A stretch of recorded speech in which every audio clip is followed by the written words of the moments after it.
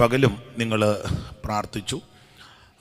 ദൈവകൃപയിൽ ശരണപ്പെട്ടു വരുവാനിടയായതിൽ ദൈവത്തിന് മഹത്വം. ദൈവം എല്ലാവരെയും അനുഗ്രഹിക്കട്ടെ. ദൈവവചനം ഈ പകൽ നമുക്ക് വീണ്ടും ധ്യാനിക്കാം. കഴിഞ്ഞ ദിവസം ഉറപ്പിച്ചതുപോലെ ശ്രേഷ്ഠരായ അഭിഷിക്തന്മാർ ഈ ദിവസങ്ങളിൽ ഇവിടെ വന്ന് അനുഗ്രഹിക്കപ്പെട്ട നിലയിൽ ശുശ്രൂഷിച്ചതോർത്ത് ദൈവത്തെ സ്തുതിക്കുന്നു. എളിയവനും വരുവാൻ ദൈവം കൃപ നൽകി.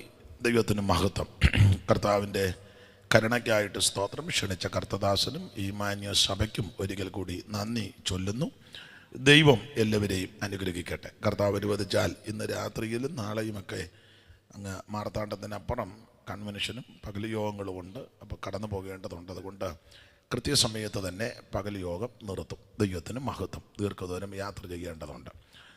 നിങ്ങൾ കാണിച്ച എല്ലാ സ്നേഹത്തിനും സഹകരണത്തിനും ദൈവത്തിന് മഹത്വം. നിങ്ങൾക്ക് നന്ദി. ദൈവം നിങ്ങളെ അനുഗ്രഹിക്കട്ടെ. വായിച്ച തിരുവെടുത്ത് ഒരിക്കൽ കൂടി വായിക്കണം. നമ്മൾ ചിന്തിച്ചു വരുന്നത് ഇത് നമുക്ക് ദൃഷ്ടാന്തമായി സംഭവിച്ചു. എന്താണ്? ഒറ്റ വാക്യം പറഞ്ഞാൽ 5-ാം വാക്യത്തിൻ്റെ ഒടുവിലാണ്. യാത്ര ചെയ്ത ഇസ്രായേൽ മക്കളെ, മരുഭൂമിയിൽ പ്രയാണം ചെയ്തവരെ പലരെയും തെള്ളിയിട്ട് കളഞ്ഞു. ആ കാര്യം നമുക്ക് ദൃഷ്ടാന്തമായി സംഭവിച്ചു. അപ്പോൾ അവരെ തെള്ളിയിടാൻ ഉള്ള കാരണം, വെറുതെ തെള്ളുകയല്ല, തള്ളാനുള്ള കാരണം അതാണ് നമ്മൾ ചിന്തിച്ചു വരുന്നത്. ഒരിക്കൽ കൂടി വാക്യം വായിച്ചു.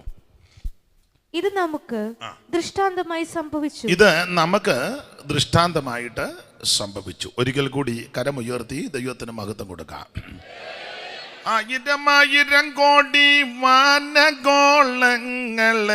താണ്ടി, 1000 കോടി വാനഗോളങ്ങളെ താണ്ടി പോയിടും നിൻ മാർഗമൂഹിക്കാവതോ. കാണും ഗഗനതലമതു മനുജഗണനയുമതിജയിച്ചുയരും വിധൗ തവ ഭാഗ്യമഹിമയെ വാഴ്ത്താനാവതോ. സൗഖ്യം ലേശമെങ്കിലും ഉറപ്പാനാവിതോ. സൗഖ്യം ലേശമെങ്കിലും ഉറപ്പാനാവിതോ.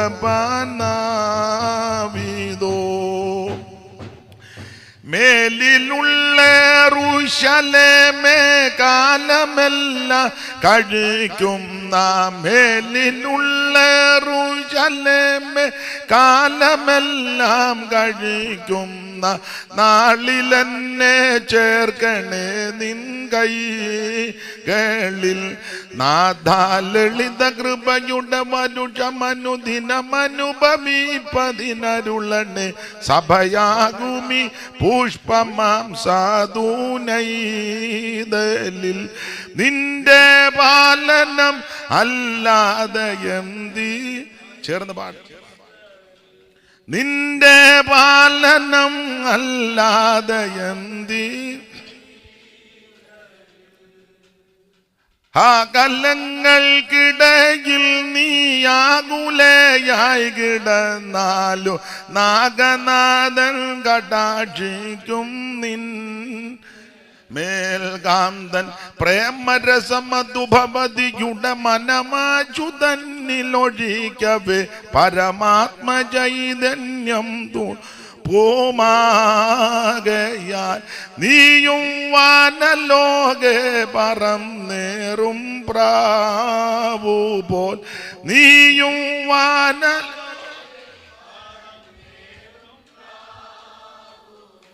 ബാലസൂര്യകാന്തി കോലും ചേലഴും ചിറകിനാൽ നീ മേലുലകം കടക്കുന്ന കാഴ്ചയെ പോരാ കനകമണി ഒരു ഗണിക സുതരൊടു സഹിതമാഴിയിലാണിടും തവ ബാബിലോൺ ശിക്ഷയാം ഘോര വീഴ്ചയെ. കാൺമാൻ ബാലനീവന്നെ ഗണം നിൻ വേഴ്ചയെ. കാൺമാൻ ബാലനീവനെ ഗണം. 1000 കോടി വാനഗോളങ്ങളെ താണ്ടി പോയിടും നിൻ മാർഗമൂഹിക്കാവതോ. കാണും ഗഗനതലമതു മനുജഗണനയുമതിജയിച്ചുയരും വിധൗ തവ ഭാഗ്യമഹിമയെ വാഴ്ത്താനാ മണ്ണാവതോ സൗഖ്യം ലേശമെങ്കിലുമുര സൗഖ്യം ലേശമെങ്കിലുമുരപ്പാൻ മണവാറക്കടുത്തു നീയണയും സമയത്തു ശ്രീമഹാരാജ്ഞിയെ നിന്നെ കാണുവാൻ സ്വർഗാഗാമിനി ഗണമമിത കുതുകമൊടാതരാലരികെ വരും തവ കൈകളെ കാന്തൻ പിടിക്കും മോദവ നിത്യ സ്നേഹഭാവ നിത്യ സ്നേഹഭാവനത്തിനുള്ളിൽ. ഒരിക്കൽ കൂടി കരമുയർത്തി ദൈവത്തെ മഹത്വപ്പെടുത്തിയാട്ടെ. ആ പാട്ട് മൊത്തം പാടണമെന്നുണ്ട്, നിങ്ങളിത് കാണിക്കുന്നതുകൊണ്ട് പാടുന്നുണ്ടെങ്കിലും വചന ശുശ്രൂഷയ്ക്ക് സമയം ആവശ്യമാണല്ലോ. ദൈവത്തിന് മഹത്വം. പഴയ പാട്ടുകളാണ് ഇഷ്ടം. അത് ആസ്വദിക്കുന്നവരെ ഓർത്ത് ദൈവത്തെ സ്തുതിക്കുന്നു. ദൈവം എല്ലാവരെയും അനുഗ്രഹിക്കട്ടെ. കൊരിന്ത്യർക്ക് എഴുതിയ 1-ാം ലേഖനം 10-ാം അധ്യായത്തിൻ്റെ 6-ാമത്തെ വാക്യത്തിൻ്റെ പ്രാരംഭവാക്യം. അതിഥികളായി വന്ന പ്രിയപ്പെട്ടവര്, ഈ ശുശ്രൂഷയ്ക്ക് സംബന്ധിക്കുന്ന കർത്തൃദാസന്മാർ, വിശേഷിച്ച് ബഹുമാനപ്പെട്ട ഡോക്ടർ, എല്ലാ പ്രിയപ്പെട്ടവർക്കും ഒരിക്കൽ കൂടി വന്ദനം. ദൈവം എല്ലാവരെയും അനുഗ്രഹിക്കട്ടെ. ദൂരത്തിരുന്ന് യോഗം ശ്രദ്ധിച്ച് വീക്ഷിക്കുന്നവരും ഇതിന് ശേഷമായിട്ട് ഇത് ആരെങ്കിലും കാണുകയോ കേൾക്കുകയോ ചെയ്യുന്നെങ്കിൽ അവർക്കും വന്ദനം. ദൈവം അനുഗ്രഹിക്കട്ടെ. ഇത് നമുക്ക് ദൃഷ്ടാന്തമായി സംഭവിച്ചിരിക്കുന്നു. എന്താണെന്നാണ് നമ്മൾ ചിന്തിച്ചു വരുന്നത്. ഇസ്രായേൽ മക്കൾ യാത്ര ചെയ്തു വരുന്ന വേളയിൽ കനാനിൽ പ്രവേശിക്കുന്നതിനൊക്കെ മുമ്പ് മരുഭൂമിയിൽ ഇവരെ പലരെയും തെള്ളിക്കിട്ടു. പിശാച് തെള്ളിക്കിട്ടതല്ല, ദൈവം തെള്ളിക്കിട്ടതാണ്. സ്തോത്രം. ചിലപ്പം ദൈവം പിശാചിൻ്റെ കയ്യിലും കൊടുക്കും തെള്ളിയിടാൻ. ദൈവം അനുവദിക്കാതൊന്നും വരികയല്ല. അപ്പോൾ ഇവരെ മരുഭൂമിയിൽ തള്ളിയിട്ടു. ഇവർ രക്ഷിക്കപ്പെട്ടവരാ, സ്നാനപ്പെട്ടവരാ, ആത്മസ്നാനം പ്രാപിച്ചവരാ, അപ്പം ഭക്ഷിച്ചവരാ, പാറയിന്ന് വെള്ളം കുടിച്ചവരാ. പക്ഷേ അങ്ങെത്താനും ഒത്തില്ല, മരുഭൂമിയിൽ ഇവരെ തള്ളിക്കിട്ടു. അതിൻ്റെ ഒന്നാമത്തെ കാരണം ഇന്നലെ നമ്മളൊന്ന് ചിന്തിച്ചു. എന്തുവാ? ബാൽപെയോറിനോട് ഇവര് ചേർന്ന് ബിലയാമിൻ്റെ ഉപദേശത്തോട്, ബിലയാമിൻ്റെ അഭിപ്രായത്തോട് യോജിച്ചു. 3 പദം ആ പുതിയ നിയമത്തിൽ: ബിലയാമിൻ്റെ വഞ്ചന, ബിലയാമിൻ്റെ ഉപദേശം, ബിലയാമിൻ്റെ വഴി. അപ്പോൾ ബിലയാമിൻ്റെ വഴി ഒറ്റ വാക്കിലങ്ങ് മറുപടി പറയാം: ഏത് വിധത്തിലും കാശുണ്ടാക്കുക. അതാണ് ബിലയാമിൻ്റെ വഴി. അല്ല, ആരെ കൊലയ്ക്ക് കൊടുത്തേച്ചാന്നേലും കാശുണ്ടാകും. ഇതാണ് ബിലയാമിൻ്റെ വഴി. ആ ബിലയാമിൻ്റെ ഉപദേശത്തോട് ഇവർ ചേർന്നു. പിന്നെ വഴിവിട്ടുള്ള കാര്യങ്ങൾക്ക് അവന് ചാലൊരുക്കി കൊടുത്തു. അതാണ് പിന്നെ അവൻ ഈ സുഭാഷിതവും കൂടെ ചൊല്ലി നല്ലതെല്ലാം പറഞ്ഞ ചൊടുവിൽ ഇതുകൂടെ ഒന്ന് ഒപ്പിച്ച് കൊടുത്തേച്ച് പോയി. അതാണ് 24-ാം അധ്യായത്തിൻ്റെ 23-ാമത്തെ വാക്യത്തിൽ നമ്മൾ കണ്ടത്. ഇടയ്ക്ക് പുള്ളി പറഞ്ഞു, ഭക്തൻ മരിക്കുന്നത് പോലെ എനിക്കൊന്ന് മരിച്ചാൽ കൊള്ളാരുതെന്നൊക്കെ പുള്ളി പറഞ്ഞു. ഭക്തൻ മരിക്കുന്നത് പോലെ എനിക്ക് മരിക്കണം. ആ 23-ാം അധ്യായത്തിൻ്റെ 10-ാം വാക്യം ഒന്ന് വായിച്ചേ. യാക്കോബിന്റെ ധൂളിയെ ആർക്കെണ്ണാം, ഇസ്രായേലിന്റെ കലാംശത്തെ ആർക്ക് ഗണിക്കാം? ഭക്തന്മാർ മരിക്കും പോലെ ഞാൻ മരിക്കട്ടെ. ഭക്തന്മാർ മരിക്കുന്നത് പോലെ ഞാൻ മരിക്കട്ടെ. നല്ല ആഗ്രഹമാ. പക്ഷേ നാടൻ ഭാഷ പറഞ്ഞാൽ ചത്തതോ അങ്ങനൊന്നും അല്ല. എങ്ങനെയാ മരിച്ചേ?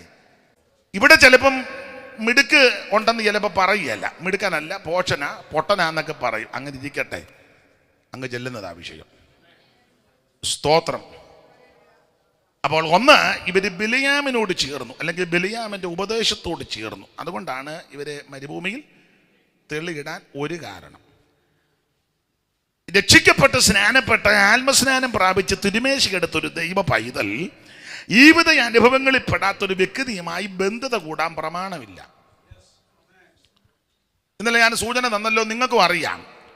അങ്ങനെ കൂടിയതിൻ്റെ കുഴപ്പം യഹോശാഫാത്ത് ആഗാവുമായിട്ട് സംബന്ധം കൂടി. ആ 18-ാം അധ്യായത്തിൻ്റെ 1-2 വായിച്ചത്. ദിനവൃത്താന്തങ്ങളുടെ 2-ാം പുസ്തകം 18-ാം അധ്യായത്തിൻ്റെ 1-2 തിരുവെടുത്തുകൾ. യഹോശാഫാത്തിന് ധനവും മാനവും വളരെ ഉണ്ടായി. അപ്പൊ ധനമുണ്ട്, മാനമുണ്ട്. ഇതിന് രണ്ടിനുമാണല്ലോ ആൾക്കാർ ഓടിക്കൊണ്ടിരിക്കുന്നതും കടിപിടി കൂട്ടുന്നതും. അതാണല്ലോ നമ്മൾ ഈ ദിവസങ്ങളിൽ കണ്ടുവരുന്നതും. എന്തൊക്കെയാ? ധനവും. അങ്ങാടി വന്ദനം, പള്ളി മുഖ്യാസന, ആൾക്കാരെല്ലാം റബ്ബി എന്നൊക്കെ വിളിക്കുന്നത് വലിയ ഇഷ്ടമാണ്. സ്തോത്രം. നോട്ടീസിൽ പേര് പോലും ചെറുതായിട്ട് വെച്ച് ആ നോട്ടീസ് എല്ലാം കത്തിച്ച് കളഞ്ഞിട്ട് വേറെ നോട്ടീസ് അടിച്ച ചരിത്രം നമുക്കറിയാം. പേര് ചെറുതായിപ്പോയി. ഇപ്പം പ്രസിലുള്ളവർക്ക് അറിയാവോ റവറൻ്റ് ഏതാ, ഡോക്ടർ ഏതാ, ലോക്കൽ ഏതാന്ന് അവരെല്ലാം നോക്കി വല്ല ഉപദേശിമാരായിട്ടിരിക്കുന്നു അവർ വെച്ച്. അപ്പം മെയിൻ ആണ്ട് പേര് വലുതാക്കിയില്ല, മുഴുവൻ കത്തിക്കടാന്ന് പറഞ്ഞു. കത്തിച്ച് വെച്ച് പുതിയതടിക്കാൻ നിങ്ങൾ രണ്ടും ഏതാണ്ട് പറഞ്ഞു.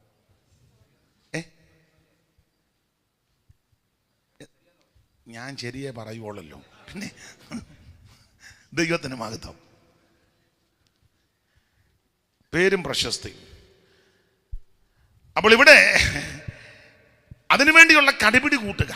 യഹോശാഫാത്തിന് ധനവും മാനവും വളരെ ഉണ്ട്. ഈ കാശും മാനവും ഒക്കെ കണ്ടമാനം വന്നു കഴിയുമ്പം പ്രമാണം വിടും ചിലര്, എല്ലാവരും അല്ല, ചിലര്.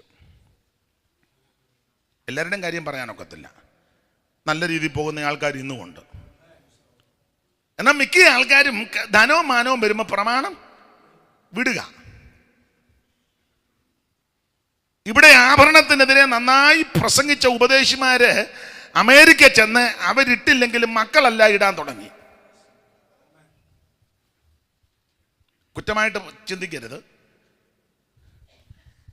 മരുന്നെടുക്കാത്തവർക്ക് കർത്തൃമേശ കൊടുക്കാത്ത ഉപദേശി ഒടുവിൽ മരുന്ന് ഫ്രിഡ്ജിൽ വെച്ചാണ് ഇഞ്ചക്ഷൻ ചെയ്തത്. മരുന്ന് എടുക്കുകയോ എടുക്കാതിരിക്കുകയോ രണ്ടാമത്തെ വിഷയം. ഞാനിതിൻ്റെ ഒരു വശമായി പറയാൻ,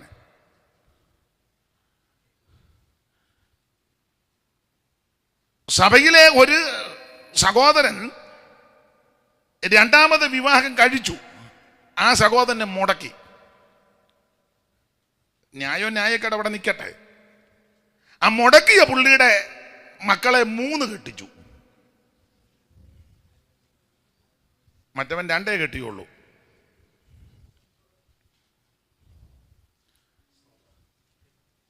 നിങ്ങൾ സ്തംഭിച്ചിരുന്നതാണോ അതോ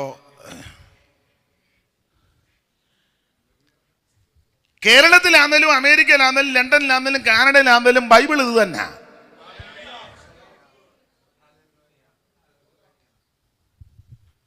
സ്തോത്രം.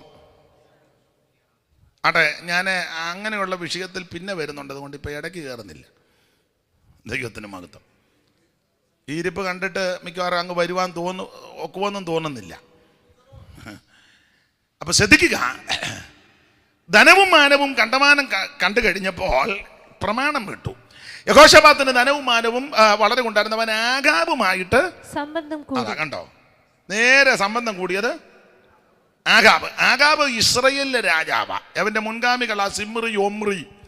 അതിൻ്റെ മൂത്ത പുള്ളിയാണ് എബ്രയീം ഗോത്രത്തിൻ്റെ നെബാത്തിൻ്റെ മകൻ യൊരേബയാൻ. അവൻ്റെ പിന്തുടർച്ചക്കാരായി വരും.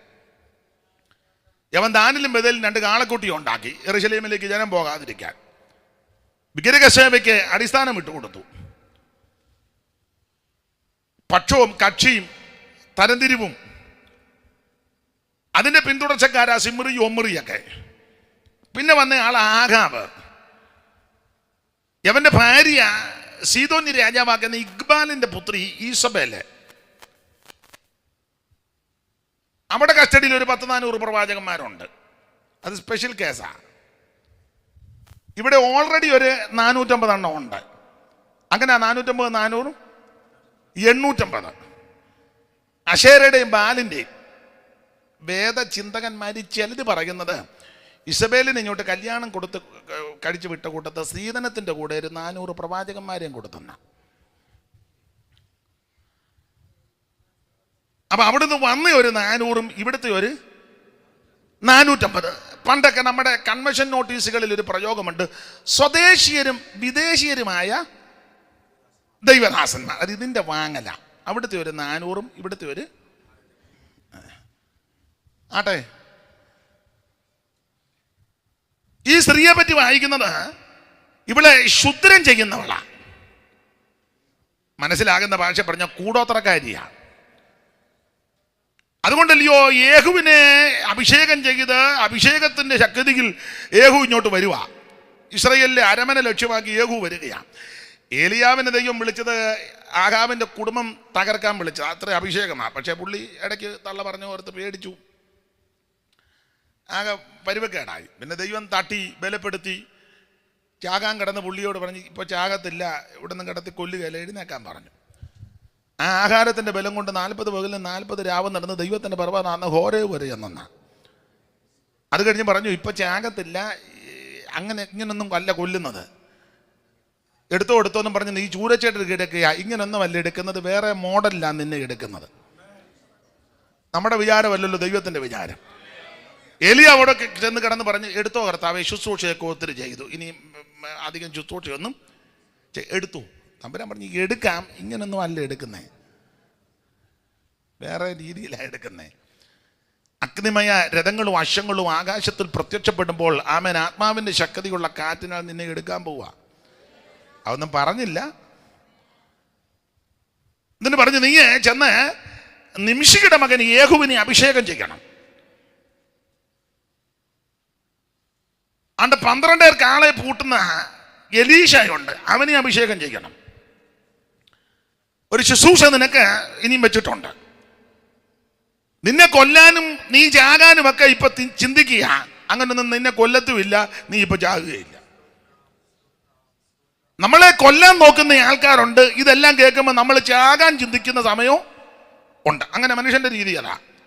നമ്മളെ എങ്ങനെയും നിന്നെ വക വരുത്താൻ നോക്കുന്നവര് ഉണ്ട്. ഈ ഭൂമിയുടെ മേളിൽ നിന്നെ ഇനി വെച്ച് വാഴിക്കത്തില്ല. ഒരുത്തൻ എന്നെ പറ്റി പറഞ്ഞു, ഇനി ഒരു ഒറ്റ സ്റ്റേജേ കയറ്റുകയല്ലെന്ന്. ഇത് സ്റ്റേജ് അല്ലേ?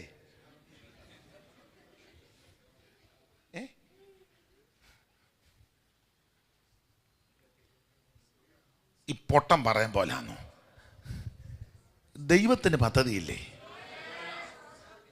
നമ്മുടെ വിചാരമാണോ ദൈവത്തിന്റെ വിചാരം? ഇവിടെ തമ്പുരാൻ നമ്മെ പറ്റി എന്തെങ്കിലും പദ്ധതി ഇട്ടിട്ടുണ്ടെങ്കിൽ അത് ദൈവം നിറവേറ്റിക്കോളൂ. നമ്മൾ വാശി പിടിക്കുകയോ മല്ല് പിടിക്കുകയോ ഒന്നും വേണ്ട, സ്തോത്രം ചെയ്താൽ മതി. ഇത് നിങ്ങൾ മറുപടി ഒന്നും പറയണ്ട, സ്തോത്രം ചെയ്യണമായിരുന്നു. സ്തോത്രം. എലിയ പറഞ്ഞു, മതി കർത്താവേ. അല്ലല്ല, മതി ആയില്ലല്ലോ, എന്നെ അങ്ങ് എടുത്തോ. എടുക്കാം, ഇപ്പോഴും അല്ല എടുക്കുന്ന, ഇങ്ങനെ അല്ല എടുക്കുന്നത്. അങ്ങനെ ഏലിയാവ് വന്ന് ഈ നിമിഷിയുടെ മകൻ യേഹൂവിനെ അഭിഷേകമൊക്കെ ചെയ്തു. നായക, എനിക്ക് നിന്നോടൊരു കാര്യം പറയാനുണ്ടെന്ന് പറഞ്ഞു. അപ്പൊ ചോദിച്ചു, ആരോടാ? എന്നോടാണ്. നിന്നോട് തന്നെ. എന്നാ പറഞ്ഞാട്ടെ, ഇവിടെ വെച്ച് പറയല, അകത്തോട്ട് വരാൻ പറഞ്ഞു.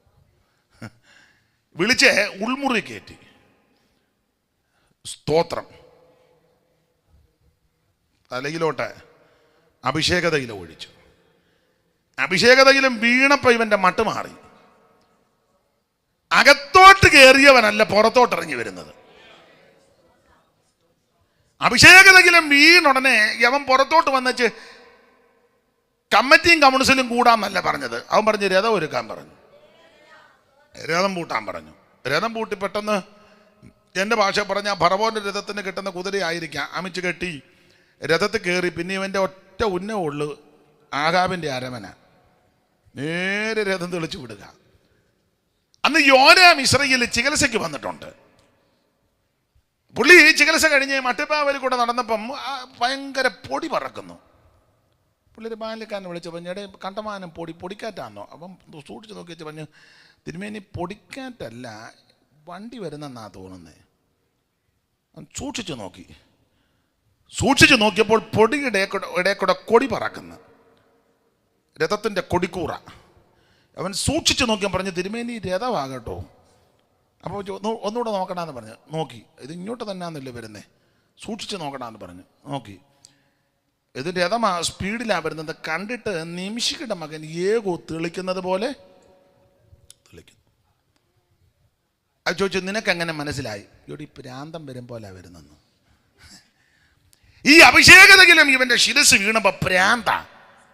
എന്റെ ഭാഷ പറഞ്ഞാൽ ശരി പെന്തിക്കോസാന്നോ നിനക്ക് പ്രാന്ത? അതാ നാട്ടുകാരും പറയും മട്ടനാന്ന് പറയുമ്പോൾ ഓർത്തോണം നീ ഒറിജിനൽ പെന്തിക്കോസ. സഭക്കാരെല്ലാം പറയുക അയാൾക്ക് വട്ടാന്ന് പറയുമ്പോൾ ഓർത്തോണം കറക്റ്റ് പെന്തിക്കോസ. സ്തോത്രം. അത്ര അഭിഷേകമാണ്. ഇവൻ അടുത്ത് വന്നോണ്ടേ യേഹൂ ഒരുത്തനെ അങ്ങോട്ട് വിട്ട്, എടേ അവനെ ചെന്ന് കാര്യം എന്നാന്ന് ചോദിക്കാൻ. ഇവൻ അങ്ങോട്ട് ചെന്നപ്പോൾ യേഹൂ ചോദിച്ചു, എന്നാടാന്ന് ചോദിച്ചു. അഭിഷേകത്തിലായി ചോദിക്കുക, എന്നാന്ന് ചോദിച്ചു. അവൻ പറഞ്ഞു, ഒന്നുമില്ല, വന്ന് നിൽക്കണമെന്ന് പറഞ്ഞു. പിന്നെ അവനും തുള്ളുക. പുള്ളി പറഞ്ഞു, നമ്മൾ വിട്ട ആളിൻ്റെ ഒരു വിവരം ഇല്ലല്ലോ, നീ പോയി നോക്കാൻ പറഞ്ഞു. അപ്പം ഇവൻ ചെന്ന് ചോദിച്ചപ്പോൾ യേഹൂ ചോദിച്ചു, എന്നാടാന്ന് ചോദിച്ചു. ഒന്നുമില്ലെന്ന് പറഞ്ഞു, വന്ന് നിൽക്കണമെന്ന് പറഞ്ഞു. അവനും ഉടനെ ചെന്ന് ഇതായി പെന്തിക്കോസ് കാണാൻ വന്നതാ, ഇയാളും തുള്ളാൻ തുടങ്ങി. കല്ലെറിയാൻ വന്നതാ, അവനും ആത്മാവിലാകാൻ തുടങ്ങി. ഇപ്പം ചെന്നവൻ വരുന്നില്ല. അപ്പം ചുരുക്കി പറഞ്ഞാൽ അടുത്ത് വന്നപ്പോൾ ചോദിച്ചു, പ്രാന്തം വരും പോലെ. അപ്പം ആ ഭാഗം നിങ്ങൾ താഴോട്ട് വായിക്കും പറയുക. അപ്പം യേഹൂ ഇസ്രായേലിലോട്ട് വരുന്ന കണ്ടിട്ട് അമ്മാമ്മ തലമുടിയല്ല ഡൈവൊക്കെ ചെയ്ത് പിരിയമെല്ലാം പിരിയം എഴുതി കാണുകയില്ല, വടിക്കുകയായി. ഇപ്പം പിരിയമെല്ലാം മടിച്ച് വാലിട്ട് കണ്ണുമൊക്കെ എഴുതി ഉണ്ടല്ലോ. പുള്ളിക്കാരി ഇങ്ങനെ നോക്കി. അപ്പം യേഹൂവിനോട് ചോദിച്ചു, യോരാം സമാധാനമാണോ എന്ന് ചോദിച്ചു. തിരിച്ചുള്ള മറുപടി, എനിക്കോ? നിൻ്റെ അമ്മ ഇസബേലിൻ്റെ ക്ഷുദ്രം ആഭിചാരം ഇതുപോലെ കൊടികുത്തി വാഴുമ്പോൾ എനിക്ക് സമാധാനം വല്ലതും ഉണ്ടോ എന്ന് ചോദിച്ചു. അപ്പം ചുരുക്കി പറഞ്ഞാൽ ക്ഷുദ്രവും ആഭിചാരവും ചെയ്യുന്ന സ്ത്രീയാണ് ഇസബേൽ.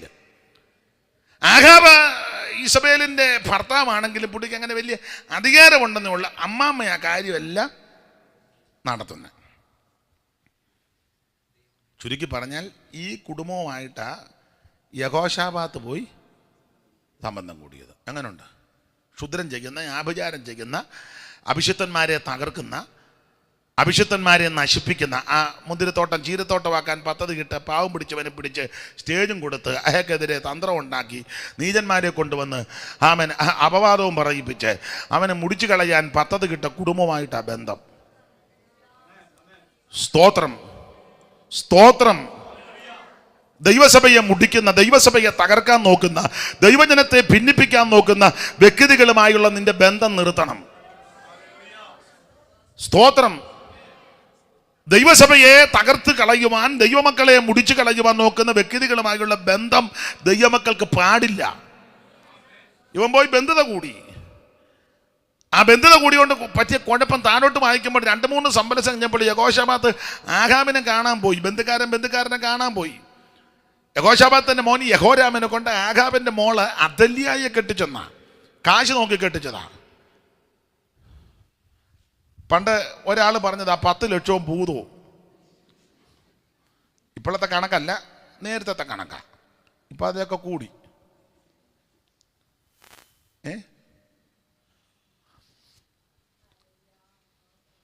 അവരൊരു വണ്ടിയും കൊടുത്തു ഇവന് യാത്ര ചെയ്യാൻ. ആ വണ്ടിയിൽ ഇവൻ യാത്ര ചെയ്യുക. അവൾ പറയും പോലെ വേണം വണ്ടി ഓടിക്കാൻ. നിർത്താൻ പറയുമ്പോൾ അന്നേരം നിർത്തിക്കോണം.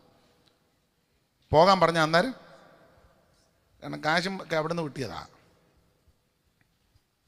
അങ്ങനെയുള്ള ധാരാളം ആൾക്കാരുണ്ട്. ദൈവം അവരെ സഹായിക്കട്ടെ. എന്തിനേറെ ഈ ബന്ധത ദൈവഹിതമല്ലായിരുന്നു. കാശും പുത്തനെ നോക്കി ബന്ധത കൂടി. അതുകൊണ്ട് എന്തോ സംഭവിച്ചു, ഇന്നലെ സൂചിപ്പിച്ചല്ലോ, ഇവർ ബിസിനസ് നടത്തി കപ്പലുണ്ടാക്കി. ആ കപ്പൽ ദൈവം ഉടച്ചു കളഞ്ഞു. 2-3 ചില വർഷങ്ങൾ കഴിഞ്ഞപ്പോൾ യഹോരാമിന്റെ കുടലിൽ, ചരിത്രം അങ്ങനെ പറയുന്നത്, കുടലിൽ ക്യാൻസർ വന്ന് ഉദരം പൊട്ടി കുടല് വെളിയിൽ ചാടി മരിച്ചു.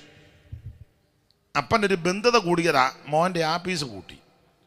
അതുകൊണ്ട് എന്നെ കേൾക്കുന്ന പെന്തിക്കോസുകാരോട് പറയാം, രക്ഷിക്കപ്പെട്ട് സ്നാനപ്പെട്ട് ആത്മസ്നാനം പ്രാപിച്ച് വേർപാട് പാലിച്ച് തിരുമേശ് എടുക്കുന്ന നീ ഈ വിധ അനുഭവങ്ങളിൽ പെടാത്തൊരു ബന്ധതയ്ക്ക് പോകരുത്. കാശ് അല്പം കുറഞ്ഞോട്ടെ, കുടുംബശ്രേഷ്ഠത അങ്ങ് കുറയട്ടെ. ചിലപ്പം അരിസ്റ്റോക്രാറ്റ് ഫാമിലി ഒന്നും ആയിരിക്കുകയല്ല, ആയിക്കോട്ടെ. അരിസ്റ്റോക്രാറ്റ് ഫാമിലി മിക്കതും ഡൈവോഴ്സിന്റെ പക്കത്ത്. കാരണം അവരും അരിസ്റ്റോക്രാറ്റായി വരും. ഒരു നാടിക്കകത്ത്. മനസ്സിലാകുന്നുണ്ടോ? സ്തോത്രം. പാസയുടെ മോൻ പാസയുടെ മോളെ കെട്ടി. 2 കൂട്ടർ ഒതുങ്ങുന്നില്ല. കാരണം പുള്ളിക്കും വാക്യം അറിയാം, ഇവിടുത്തെ പുള്ളിക്കും. 2 കൂട്ടർ മജനം വെച്ച അവസാനം വക്കീൽ കിടന്ന് കുഴയുക. ആട്ടെ, ഞാൻ ആ ഭാഗത്തേക്കൊന്നും പോകുന്നില്ല. ഞാൻ മാതാപിതാക്കളോടൊരു കാര്യം പറയാം, മാന്യ യുവാക്കളോടൊരു കാര്യം പറയാം. കാശ് ഇച്ചിരി കുറഞ്ഞാലും കുടുംബശ്രേഷ്ഠത വലിയ ഉദ്ദേശിക്കുന്ന രീതിയിലൊന്നും വന്നില്ലെങ്കിലും ദൈവകൃപയുള്ള, പ്രാർത്ഥിക്കുന്ന, ആരാധിക്കുന്ന, ഉപവസിക്കുന്ന, കൂട്ടായ്മ മുടക്കാത്ത, ദൈവഭയമുള്ളൊരു വ്യക്തി നിന്റെ വീട്ടിൽ വന്നാൽ അതാ ഏറ്റവും അനുഗ്രഹം.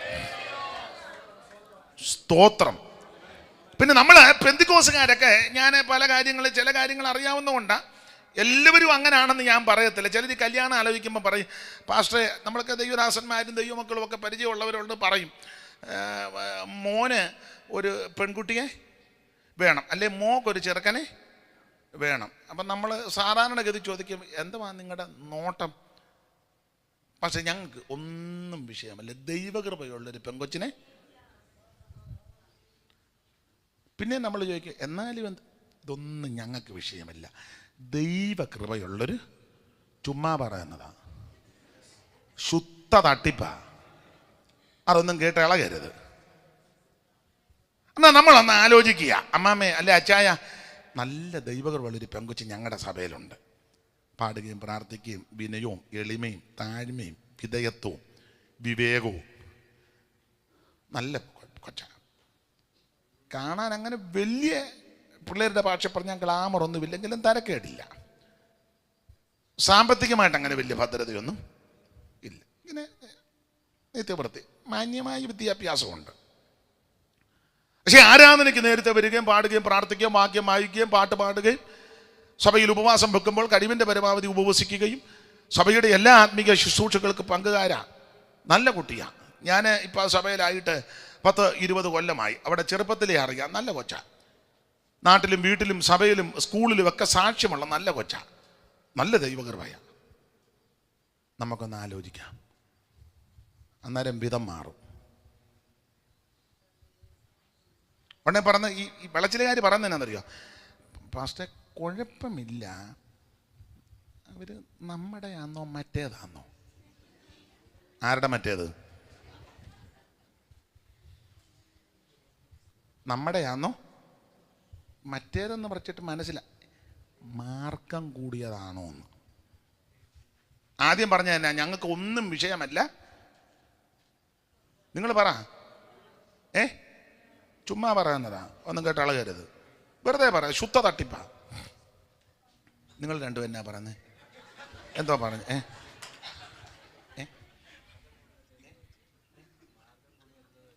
ഓ, അതറിയത്തില്ലല്ലോ. യോഗം കഴിഞ്ഞ് പറയാം.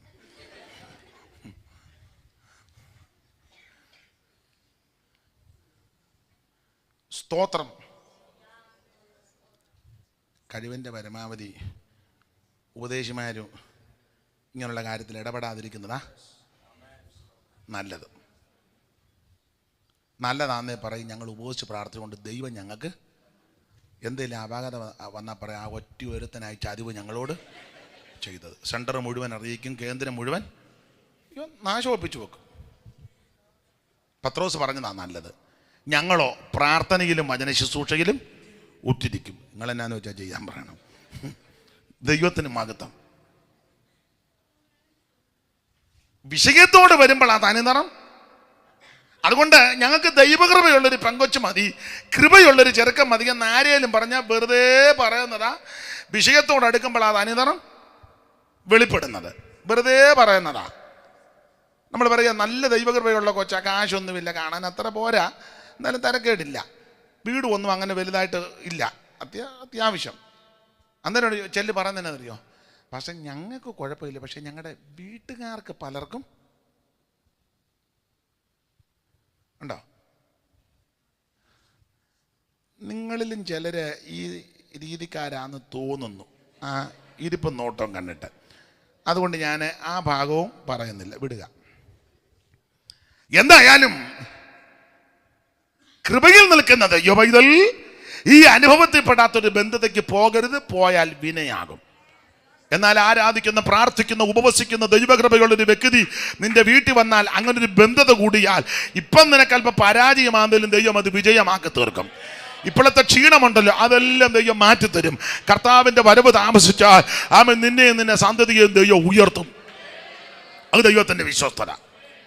അപ്പോൾ ആവശ്യമില്ലാത്ത ബന്ധുത പാടില്ല. ബാൽപെയോറിനോട് ചേർന്ന് ക്ഷീണിക്കുക, തെള്ളിയിടാൻ ഒന്നാമത്തെ കാര്യം.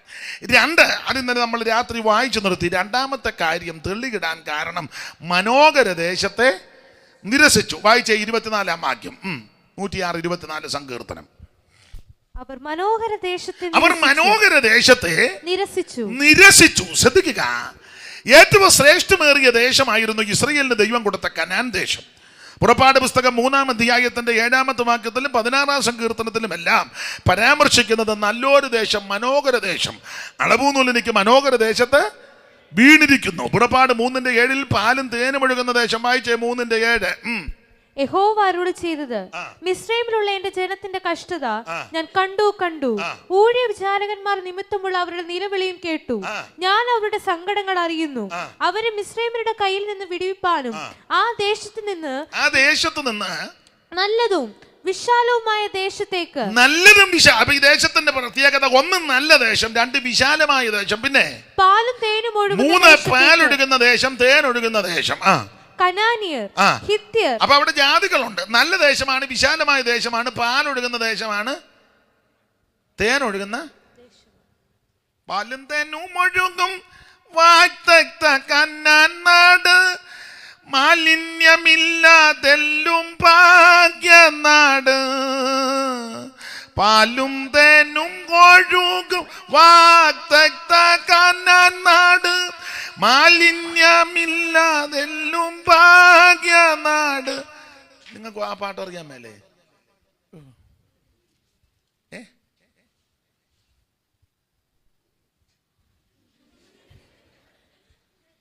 മായലോകം വിട്ട മരുവാസിയാം പരദേശിക്ക് സിയോൻ പുരി എന്നൊരു നാടുണ്ട്.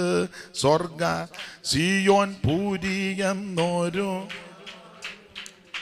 അവൻ നല്ല ദേശമാണ്, വിശാല ദേശമാണ്, പാലൊഴുകുന്ന ദേശം, തേനൊഴുകുന്ന ദേശം. സങ്കീർത്തനത്തിൽ വായിക്കുന്ന മനോഹര ദേശം. ഇങ്ങനെയുള്ള ദേശത്തേക്ക് ആ ദൈവം ഇവരെ കൊണ്ടുപോകുന്നത്. ദേശത്തിന്റെ വിശേഷതയാണ് ആവർത്തന പുസ്തകം 8-ാം അധ്യായത്തിന്റെ 7 മുതൽ താഴോട്ട്. ഇന്നലെ വായിച്ചതാ, ഒന്നുകൂടെ വായിച്ചു.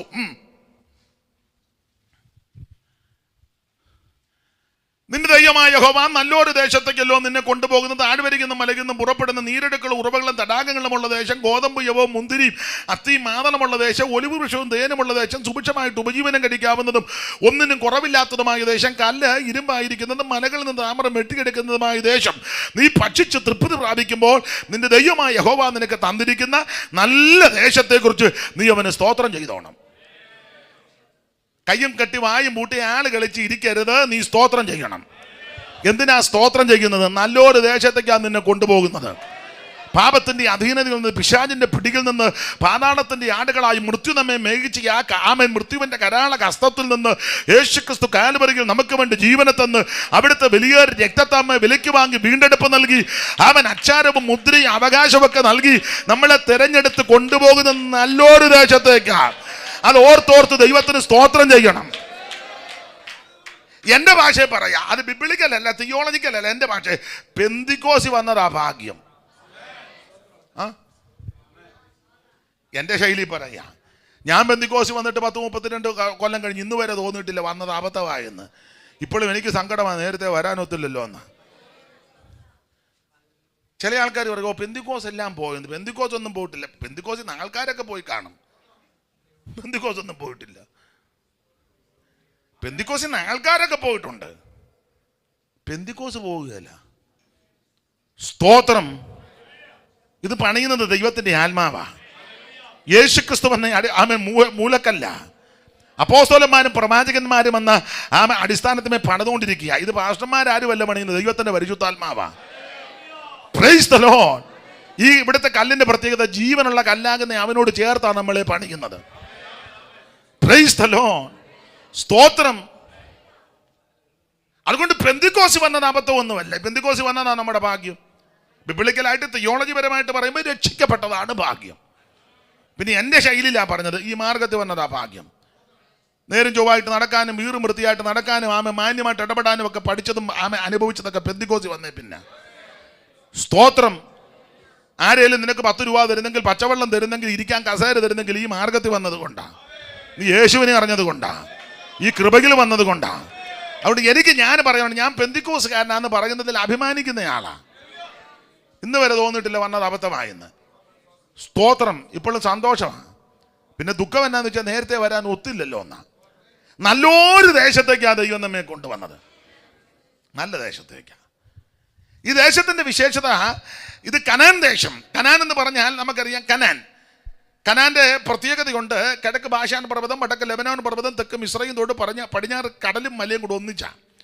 ഇതിന് പല പേരുകളുണ്ട്, നിങ്ങൾക്കറിയാം. കനാൻ നാട്, പലസ്തീന്, എബ്രായരുടെ ദേശം, വാഗ്ദത്ത ദേശം, വിശുദ്ധ നാടെന്നൊക്കെ ഇപ്പോൾ പേര് പറയുന്നുണ്ട്. കനാൻ നാടെന്ന പേര് വരാൻ കാര്യം, കനാന്റെ സന്തതികൾ ഈ ദേശത്ത് കുടിയേറി പാർത്ത് പിൽക്കാലത്ത് അവരുടെ പേരിനാൽ ഈ ദേശം അറിയപ്പെട്ട് കനാൻ നാട്. പലസ്തീൻ എന്ന പേര് വരാൻ കാര്യം, പെലിസ്ത്യർ പടിഞ്ഞാറ് തീരത്ത് എമ്പിടി പെലിസ്ത്യരുണ്ടായിരുന്നു. അപ്പോൾ റോമരുടെ ഭരണം വന്നപ്പോൾ പെലിസ്ത്യർ ധാരാളമുള്ളത് കൊണ്ട് ലോപിച്ചാണ് പലസ്തീൻ എന്ന പേരിട്ടത്. വാഗ്ദത്ത നാട് എന്ന പേര് വരാൻ കാര്യം, അബ്രഹാമിന് ദൈവം കൊടുത്ത വാഗ്ദത്ത സ്ഥലമായത്. ലോത്ത് അബ്രഹാമിനെ വിട്ടു പിരിഞ്ഞ ശേഷം അബ്രഹാമിനോട് ദൈവം പറഞ്ഞു, തലപൊക്കി നീ വടക്കോട്ടും തെക്കോട്ടും കിഴക്കോട്ടും പടിഞ്ഞാട്ടും നോക്കി കാണുന്ന ദേശം ഞാൻ നിനക്കും നിന്നെ സന്തതിക്കും അവകാശമായിട്ട് തരും. വാഗ്ദത്തം കൊടുത്ത ദേശമാണ്. അതുകൊണ്ട് ഇതിന് വാഗ്ദത്ത നാട് എന്ന് പേര്. പിന്നെ ഇപ്പം ഇതിനെ വിശുദ്ധ നാടെന്നൊക്കെ ചിലർ പറയാനുണ്ട്. അത് കാശ് ഉണ്ടാക്കാനുള്ളൊരു പേരിട്ടതാണ്. ഭൂമിയിലൊരു സ്ഥലവും വിശുദ്ധമില്ല. കാരണം സകല ലോകവും ദുഷ്ടൻ്റെ അധീനത്തിലാണ് യോഹന്നാൻ്റെ 1 ലേഖനം 5:19 കിടക്കുന്നത്. അപ്പോൾ പിന്നെ ഇവിടെ ഒരു സ്ഥലവും വിശുദ്ധമല്ല. സ്തോത്രം. ഇത് ദുഷ്ടൻ്റെ അധീനതയിൽ കിടക്കുക. പിന്നെ ആൾക്കാർക്ക് പോകാനും വരാനും ഒക്കെ അതിനുണ്ടല്ലോ, അതിനൊക്കെ പേര് ഇട്ടിരിക്കുന്നത്. അതവിടെ കിടക്കട്ടെ. എന്തായാലും എല്ലാം കൊണ്ട് നല്ല സുന്ദര സുരബലമായ നല്ല സ്ഥലമായിരുന്നു കനാൻ ദേശം. സ്തോത്രം. നല്ല സ്ഥലമാണ്. ആ ദേശത്തുള്ള വിശേഷതകളാണ് 8 ആവർത്തന 8:7 മുതൽ. അല്ലയോ ഇസ്രായേലേ, നിന്റെ ദൈവമായ യഹോവ നല്ലൊരു ദേശത്തേക്കല്ലോ നിന്നെ കൊണ്ടുപോകുന്നു. നല്ല ദേശം. ആ ദേശത്തിന്റെ വിശേഷത, അത് താഴ്വരയിൽ മലയിൽ പുറപ്പെടുന്ന നീരൊഴുക്കുകളും ഉറവകളും തടാകങ്ങളുമുള്ള ദേശം. എന്ന് പറഞ്ഞാൽ വെള്ളത്തിന് പഞ്ഞമില്ല. ഈ ദേശത്ത് വെള്ളത്തിന് പഞ്ഞമില്ല. എങ്ങോട്ട് തിരിഞ്ഞാലും വെള്ളം കിട്ടും. അത് പുതിയ നിയമത്തിന്റെ ഉപദേശത്തിൽ വരുമ്പോൾ ആരാധനയ്ക്ക് പഞ്ഞമില്ല. സ്തോത്രം. സ്തോത്രം ചെയ്യാനും പ്രാർത്ഥിക്കാനും ആരാധിക്കാനും ദൈവത്തെ മഹത്വപ്പെടുത്താനും എഴുന്നേറ്റ് നൃത്തം ചെയ്യാനൊന്നും ഇവിടെ തടസ്സമില്ലെന്നാണ് പറഞ്ഞതിൻ്റെ അർത്ഥം. ദൈവത്തിൻ്റെ നദിയിൽ വെള്ളം നിറഞ്ഞിരിക്കുന്നു. ആഗ്രഹിക്കുന്ന ആത്മാക്കളെ ദൈവം തൃപ്തിപ്പെടുത്തും. ഒരു നദിയുണ്ട്, അതിൻ്റെ തോടുകൾ ദൈവനഗരത്തെ, അത്യുന്നതൻ്റെ വിശുദ്ധ നിവാസത്തെ തന്നെ സന്തോഷിപ്പിക്കുന്നു. ദൈവം അതിൻ്റെ മധ്യയെ കൊണ്ടത് കുലുങ്ങിപ്പോകത്തില്ല.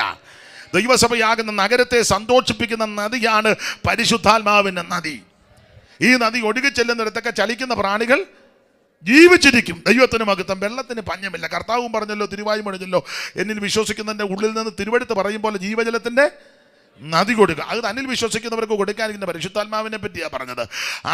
ആദ്യമ ആ തോട്ടത്തെ പറ്റി നമ്മൾ പഠിക്കുമ്പോൾ, തോട്ടം നനയ്ക്കാൻ നദി പുറപ്പെട്ടു 4 ശാഖയായിട്ട് വിരിഞ്ഞു. ഒന്നാമത്തത് ബീശോൻ, വെള്ളച്ചാട്ടമത്തർത്ഥം, ഹവീലാദേശം ചുറ്റും അവിടെ പൊന്നുണ്ട്, ഗുൽഗുലുണ്ട്. അവിടുത്തെ പൊന്നൊക്കെ മേത്തരമാണ്. ചുരുക്കി പറഞ്ഞാൽ ഏറ്റവും ശ്രേഷ്ഠമേറിയ നദി. ആ ഭാഗത്തേക്കൊന്നും പോകുന്നില്ല. വെള്ളത്തിന് പഞ്ഞമില്ല. ഈ കൃപയിൽ വന്നു കഴിഞ്ഞാൽ ആത്മാവിലാകുന്നതിനോ ആരാധിക്കുന്നതിനോ തടസ്സവും ഇല്ല. നേരത്തെ നിന്നെടുത്ത് അവിടെ കുർബാന നടക്കുമ്പോൾ ഗ്ലോറി നങ്ങാനും പറഞ്ഞാൽ അവർ മുഴുവൻ നോക്കും, ആരാടാ ഇതിനകത്ത് കയറി. ഇവിടെ വന്നിരുന്ന അനങ്ങാപ്പാറ പോലിരുന്ന മുഴുവൻ ആൾക്കാർ നോക്കും, ഇയാളേതാന്ന് ചിന്തിക്കും. അതിന് 2 വശമാണ്. ഈ ആരാധനയും പ്രാർത്ഥനയും കൈയിടുന്നിടത്തിട്ട് ഇതിങ്ങനെ ഒന്നിങ്ങനെ കാര്യം കുറ്റിയിരിക്കും പോലെ അങ്ങനെയുണ്ട്. അവിടെ ചെന്ന് ഗ്ലോറി പറഞ്ഞാൽ അവർ നോക്കുക, ആരാ ഇതിനകത്ത് കയറി. ഇതായി വ്യത്യാസം. എല്ലാം കൊണ്ട് നല്ല സ്ഥലമായിരുന്നു കനാൻ ദേശം. അത് താഴ്വരയിൽ നിന്നും മലയിൽ നിന്നും പുറപ്പെടുന്ന നീരൊഴുക്കുകൾ ഉറവകൾ തടാകങ്ങളുമുള്ള ദേശം. വായിക്കുമ്പോൾ അടുത്ത വാക്യം, ഗോതമ്പും യവവും. ഗോതമ്പ്, യവം, മുന്തിരി, അത്തി, മാതളം, ഒലിവ്, തേൻ, 7 കൂട്ടം സാധനം. അപ്പൊ കനാനിന്റെ പ്രത്യേകത 7 കൂട്ടം സാധനം. മിസ്രയീമിൽ 6 കൂട്ടം.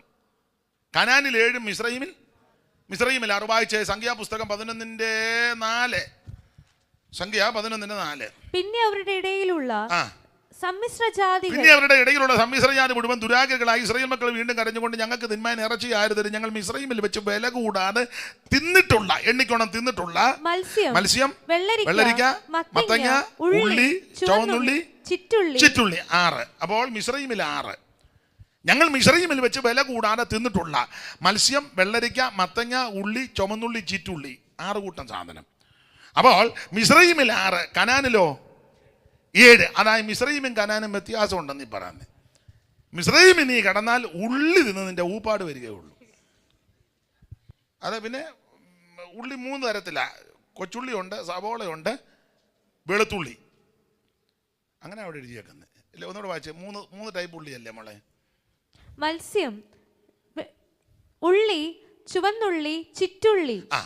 ഉള്ളിയും ചുവന്നുള്ളി, ചിറ്റുള്ളി. അപ്പോൾ മുഴുത്ത സവാളയും കൊച്ചുള്ളിയും വെളുത്തുള്ളിയൊക്കെ കണ്ടമാനം കഴിച്ചാൽ നാറ്റ കേസാ. അപ്പൊ നീ മിസ്രയീമിൽ കിടന്നാൽ ഉള്ളി നിന്നതിൻ്റെ ആയുസ് തീരാന്നല്ലാതെ ഗതിയൊന്നുമില്ല. എന്നാൽ കനാനിലോട്ടൊന്ന് വന്നേ. ഇവിടുത്തെ ഭക്ഷണം കണ്ടോ? ഗോതമ്പ്, നല്ല ഗോതമ്പ് കനാനില്ല. നമുക്ക് കിട്ടുന്ന ഗോതമ്പെന്ന് അത്ര നല്ലത് അല്ല. ഞാൻ എപ്പോഴും പറയാനുള്ളത് കൊണ്ടാണ് ചപ്പാത്തി ഉണ്ടാക്കി വെച്ച് എഴുന്നേറ്റ് നിന്ന് കടിക്കണം. ഇല്ല, ചപ്പാത്തി വടിക്കമ്പ് പോലിരിക്കും. ചോറ് ചൂട്ടി എന്നാ താമസം എന്നാന്ന് ചോദിക്കും. അതിലെ സഹോദരിമാരാന്നില്ല, ഇന്ന് എന്നാ വേണ്ടേ, ഇന്നെന്തോ വേണം. അവനെ ഭർത്താവ് പറയല്ലേ പിള്ളേർ, മമ്മി ഇന്ന് ചപ്പാത്തി മതി. ഓക്കെ, എല്ലാം കുഴച്ച് വെച്ച് അവസാനം പ്രാർത്ഥന എല്ലാം കഴിഞ്ഞ്, ബാബാ ഞാൻ ചപ്പാത്തി ഉണ്ടാക്കാൻ പോവാ, വന്നിരുന്നോണം. പിടി. കാരണം 5 മിനിറ്റ് കഴിഞ്ഞാൽ ഇത് നല്ല സാധനമല്ല. നല്ല സാധനമെല്ലാം എക്സ്പോർട്ട് ചെയ്ത് പോകുന്നുണ്ട്. അതവർ കഴിക്കുന്നുണ്ട്, നമ്മൾ കണ്ടോണ്ടൊക്കെ ഇരിക്കുക. സ്തോത്രം. അപ്പം കനാനിലെ ഗോതമ്പ് ഏറ്റവും ഗോതമ്പിൻ്റെ നല്ല കാമ്പും അതുകൊണ്ട് ചപ്പാത്തിയൊക്കെ ഉണ്ടാക്കിയാൽ കഴിക്കും, വലിയ കുഴപ്പവുമില്ല. നല്ല ഗോതമ്പുണ്ട് കനാനിൽ. ഗോതമ്പ്, യവം, മുന്തിരി, അത്തി, മാതളം എന്ന് പറഞ്ഞാൽ ഒന്നിക്കൊന്ന് മെച്ചമാണ്. ഈ കൃപയിൽ വന്നാൽ അങ്ങനെ ഒന്നിക്കൊന്ന് മെച്ചമാണ്. ഇവിടുത്തെ പാട്ട് അല്ല പാട്ടാ, നമ്മുടെ പാട്ടുകളല്ലേ കേമം ഇല്ലേ? ഇപ്പം നമ്മുടെ പാട്ടും അവരും എടുത്ത് പാടുന്നുണ്ട്, അവർക്കറിയാം ഇതാ കേമമെന്ന്. അവിടുത്തെ പാട്ട് അങ്ങനെ പാടിയാൽ വലിയ ഒരു കഥ കേട്ടിട്ടുണ്ട്. കഥയാ, എന്നാൽ അതിനകത്ത് കാര്യമുണ്ട്. പെന്തിക്കോസുകാരനും CAC-കാരനും കൂടെ പെയിൻ്റ് അടിക്കാൻ പോയി. 2 വീട്. അപ്പം സെയിം വീട്, ചേട്ടൻ്റെ അനിയൻ്റെ. 2 പേർക്ക് ഉടമ്പടി കിട്ടി. പുള്ളി അപ്പുറത്തെ വീട്, CAC-കാരൻ ഇപ്പുറത്തെ വീട്. 2 പേരും ആത്മീയരാ, 2 പേരും പാട്ട് പാടുന്നവരുവാ. അപ്പം 2 കൂട്ടരും പെയിൻ്റ് അടി തുടങ്ങി, പാട്ട് പാടിയാ കഥയാ, കാര്യമുണ്ട്. അപ്പം 2 പേരും പാട്ട് പാടി. ഈ പെന്തിക്കോസുകാരൻ പെയിൻ്റ് അടിച്ച വീടിൻ്റെ പെയിൻ്റ് അടി പെട്ടെന്ന് തീർന്നെന്ന. കാരണം പാട്ടിൻ്റെ സ്പീഡനുസരിച്ച. CAC-കാരൻ പാണ്, നല്ല ദേവനെ ഞങ്ങൾ എല്ലാവരെയും, നല്ല ട്യൂണൊക്കെയാണ്. പെന്തിക്കോസുകാരൻ ഇതിനകത്ത് വന്ന് നല്ല ദേവനെ. അപ്പം ഇവനെ പെട്ടെന്ന് പെയിൻ്റ് അടി കഴിഞ്ഞ് വെച്ച് വീട്ടിൽ പോകുന്ന കഥയാ, എന്നാലും ഒരു കാര്യമുണ്ട്.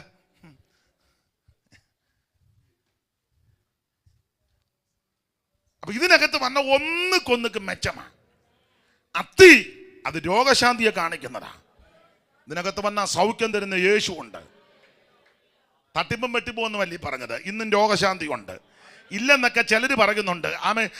ബഹുമാനപ്പെട്ട ഡോക്ടറെയും കൂടി ഇരുത്തിക്കൊണ്ടില്ലേ പറയേ. വൈദ്യശാസ്ത്രം ചിലപ്പം സ്കാനിങ് മെഷീനിൽ തെളിയുന്നതനുസരിച്ചും പരിശോധനയുടെ വെളിച്ചത്തിലൊക്കെ രോഗം നിർണ്ണയിക്കും. എന്നാൽ അതിലൊക്കെ ഉപരി ഒരുവൻ സ്വർഗത്തിലുണ്ട്. സകല രോഗങ്ങളെ സൗഖ്യമാക്കുന്ന ഒരുവൻ, ഞാൻ നിന്നെ സൗഖ്യമാക്കുന്ന യഹോവ. അവിടുത്തെ അടിപ്പിണരുകളാൽ നിനക്ക് സൗഖ്യം വന്നിരിക്കുന്നു. യഹോവ നിന്റെ അകൃത്യമൊക്കെ മോചിക്കും. നിന്റെ സകല രോഗങ്ങളെ സൗഖ്യമാക്ക്. അത്യുഷ്ണം, വരൾച്ച, വെൺകതിര്, വിഷമഞ്ഞ്, മിസ്രയീമ്യർക്ക് വരുത്ത ഒരു പരുക്കൾ, കുരുക്കൾ, ഒരു ബാലയും നിന്നെ തൊടുകയില്ല. ഞാൻ നിന്നെ സൗഖ്യമാക്കുന്ന യഹോവ. അവിടുത്തെ അടിപ്പിണരുകളാൽ നിനക്ക് സൗഖ്യമാ. ഇന്ന് പകൽ വേളയിൽ ശാരീരിക ക്ഷീണത്താൽ രോഗപീഠകളിൽ ആരേരും വലയുന്നെങ്കിൽ യേശു ഇന്ന് പകൽ നിന്നെ സൗഖ്യമാക്കുന്ന പകല. രോഗാത്മാവ് അടിഞ്ഞു മാറട്ടെ, രോഗബന്ധനങ്ങൾ അടിയട്ടെ, രോഗത്തിന്റെ വടുക്കൾ ഇന്ന് പകൽ അടിഞ്ഞു മാറട്ടെ യേശുവിന്റെ നാമത്തിൽ. എല്ലാ പ്രശ്നങ്ങൾ മാറട്ടെ. രോഗത്തിന്റെ വടുക്കൾ, രോഗാണുവിന്റെ ശക്തികൾ മാറിപ്പോകട്ടെ. എല്ലാ രോഗബീജങ്ങൾ ഉരുകി മാറട്ടെ യേശുവിന്റെ നാമത്തിൽ, യേശുവിന്റെ നാമത്തിൽ. സൗഖ്യം വ്യാപരിക്കട്ടെ. വചനത്തിന്റെ ശക്തി, വചനത്തിന്റെ ശക്തി, അതിവേഗത്തിലോടുന്ന ദൈവവചനം, ദൈവവചനത്തിന്റെ ശക്തി, ദൈവവചനത്തിന്റെ ശക്തി. ദൈവത്തിന് മഹത്വം, ദൈവത്തിന് മഹത്വം, ദൈവത്തിന് മഹത്വം, ദൈവത്തിന് മഹത്വം, ദൈവത്തിന് മഹത്വം, ദൈവത്തിന് മഹത്വം, ദൈവത്തിന് മഹത്വം, ദൈവത്തിന് മഹത്വം, ദൈവത്തിന് മഹത്വം, ദൈവത്തിന് മഹത്വം, ദൈവത്തിന് മഹത്വം. അർത്തലാ ജാലാ ദരം ദുരാ ദരാതിരി അടമനാ ദിരിവിക ബടബടബല ധീരവ ഛൈദൽ കമനബടബല.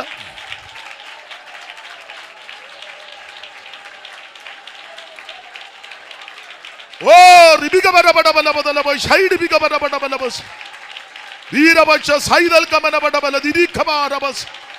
യേശുവിന്റെ നാമത്തിൽ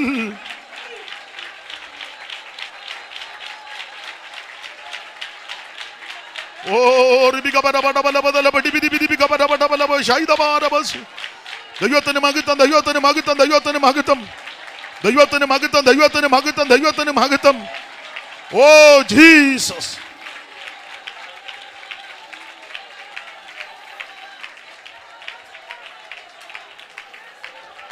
ദൈവത്തിന്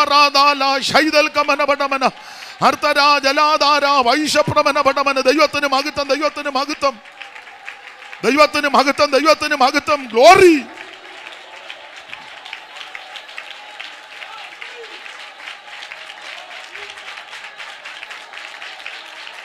യേശുവിന്റെ നാമത്തിൽ, യേശുവിൻ നാമത്തിൽ, യേശുവിന്റെ നാമത്തിൽ ജയം.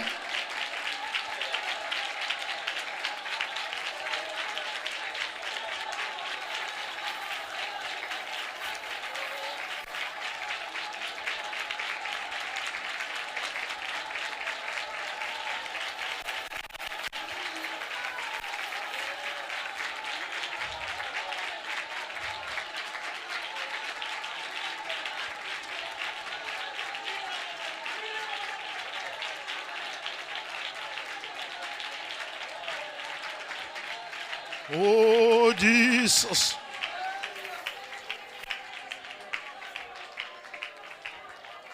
നമ്മളെ ശാരീരികമായി ക്ഷീണിപ്പിക്കുവാനും അത് രോഗിയാക്കുവാൻ, അഡ്മിറ്റ് ആക്കുവാൻ, ആശുപത്രികളിൽ കയറ്റി ഇറക്കി വല്ലാതെ വലയ്ക്കുവാൻ ആഴത്തിൽ പൊരുതുന്ന ശക്തികളുണ്ടെന്ന് ആത്മാവ് ഈ പകൽ മർമ്മമായ ദൂത് പറയുകയാണ്. തളർന്നു പോകരുത്, ക്ഷീണിക്കരുത്. വചനത്തിലും ആത്മാവിലും എൻ്റെ ജനം ബലപ്പെട്ടോണം. പുറപ്പാട് 2:4 വായിക്കുന്നത് പോലെ അവൻ എന്ത് ഭവിക്കുമെന്ന് അറിയേണ്ടതിനും എൻ്റെ പെങ്ങൾ ദൂരത്ത് നിന്നെന്ന് വചനത്തിൽ വായിക്കുന്നത് പോലെ ഈ ദിവസങ്ങളിൽ എൻ്റെ ജനം നിൽക്കുവാൻ ആത്മാവ് മർമ്മമായ ദൂത് പറയുകയാണ്. 1, 2, 3 എന്ന അക്കമിടുന്നത് പോലെ ചില വിഷയത്തിന്മേൽ നീക്കുപോക്കും പരിഹാരവും ഈ ദിവസങ്ങളിൽ കണ്ണാലെ കാണുകയും ചെവിയാലെ കേൾക്കുകയും അനുഭവത്തിൻ്റെ വെളിച്ചത്തിൽ അവൻ വെളിപ്പെട്ടു വരുമെന്ന് ആത്മാവ് ഈ പകൽ മർമ്മമായ ദൂത് പറയുകയാണ്. വാഗ്ദത്തങ്ങൾ മുറുകെ പിടിച്ച് യെശയ്യാവ് 54:13 മർമ്മമായ ദൂതാണ്. പ്രാർത്ഥിച്ചു ബലപ്പെടുവാൻ ദൈവാത്മാവ് ദൂത് പറയുകയാണ്.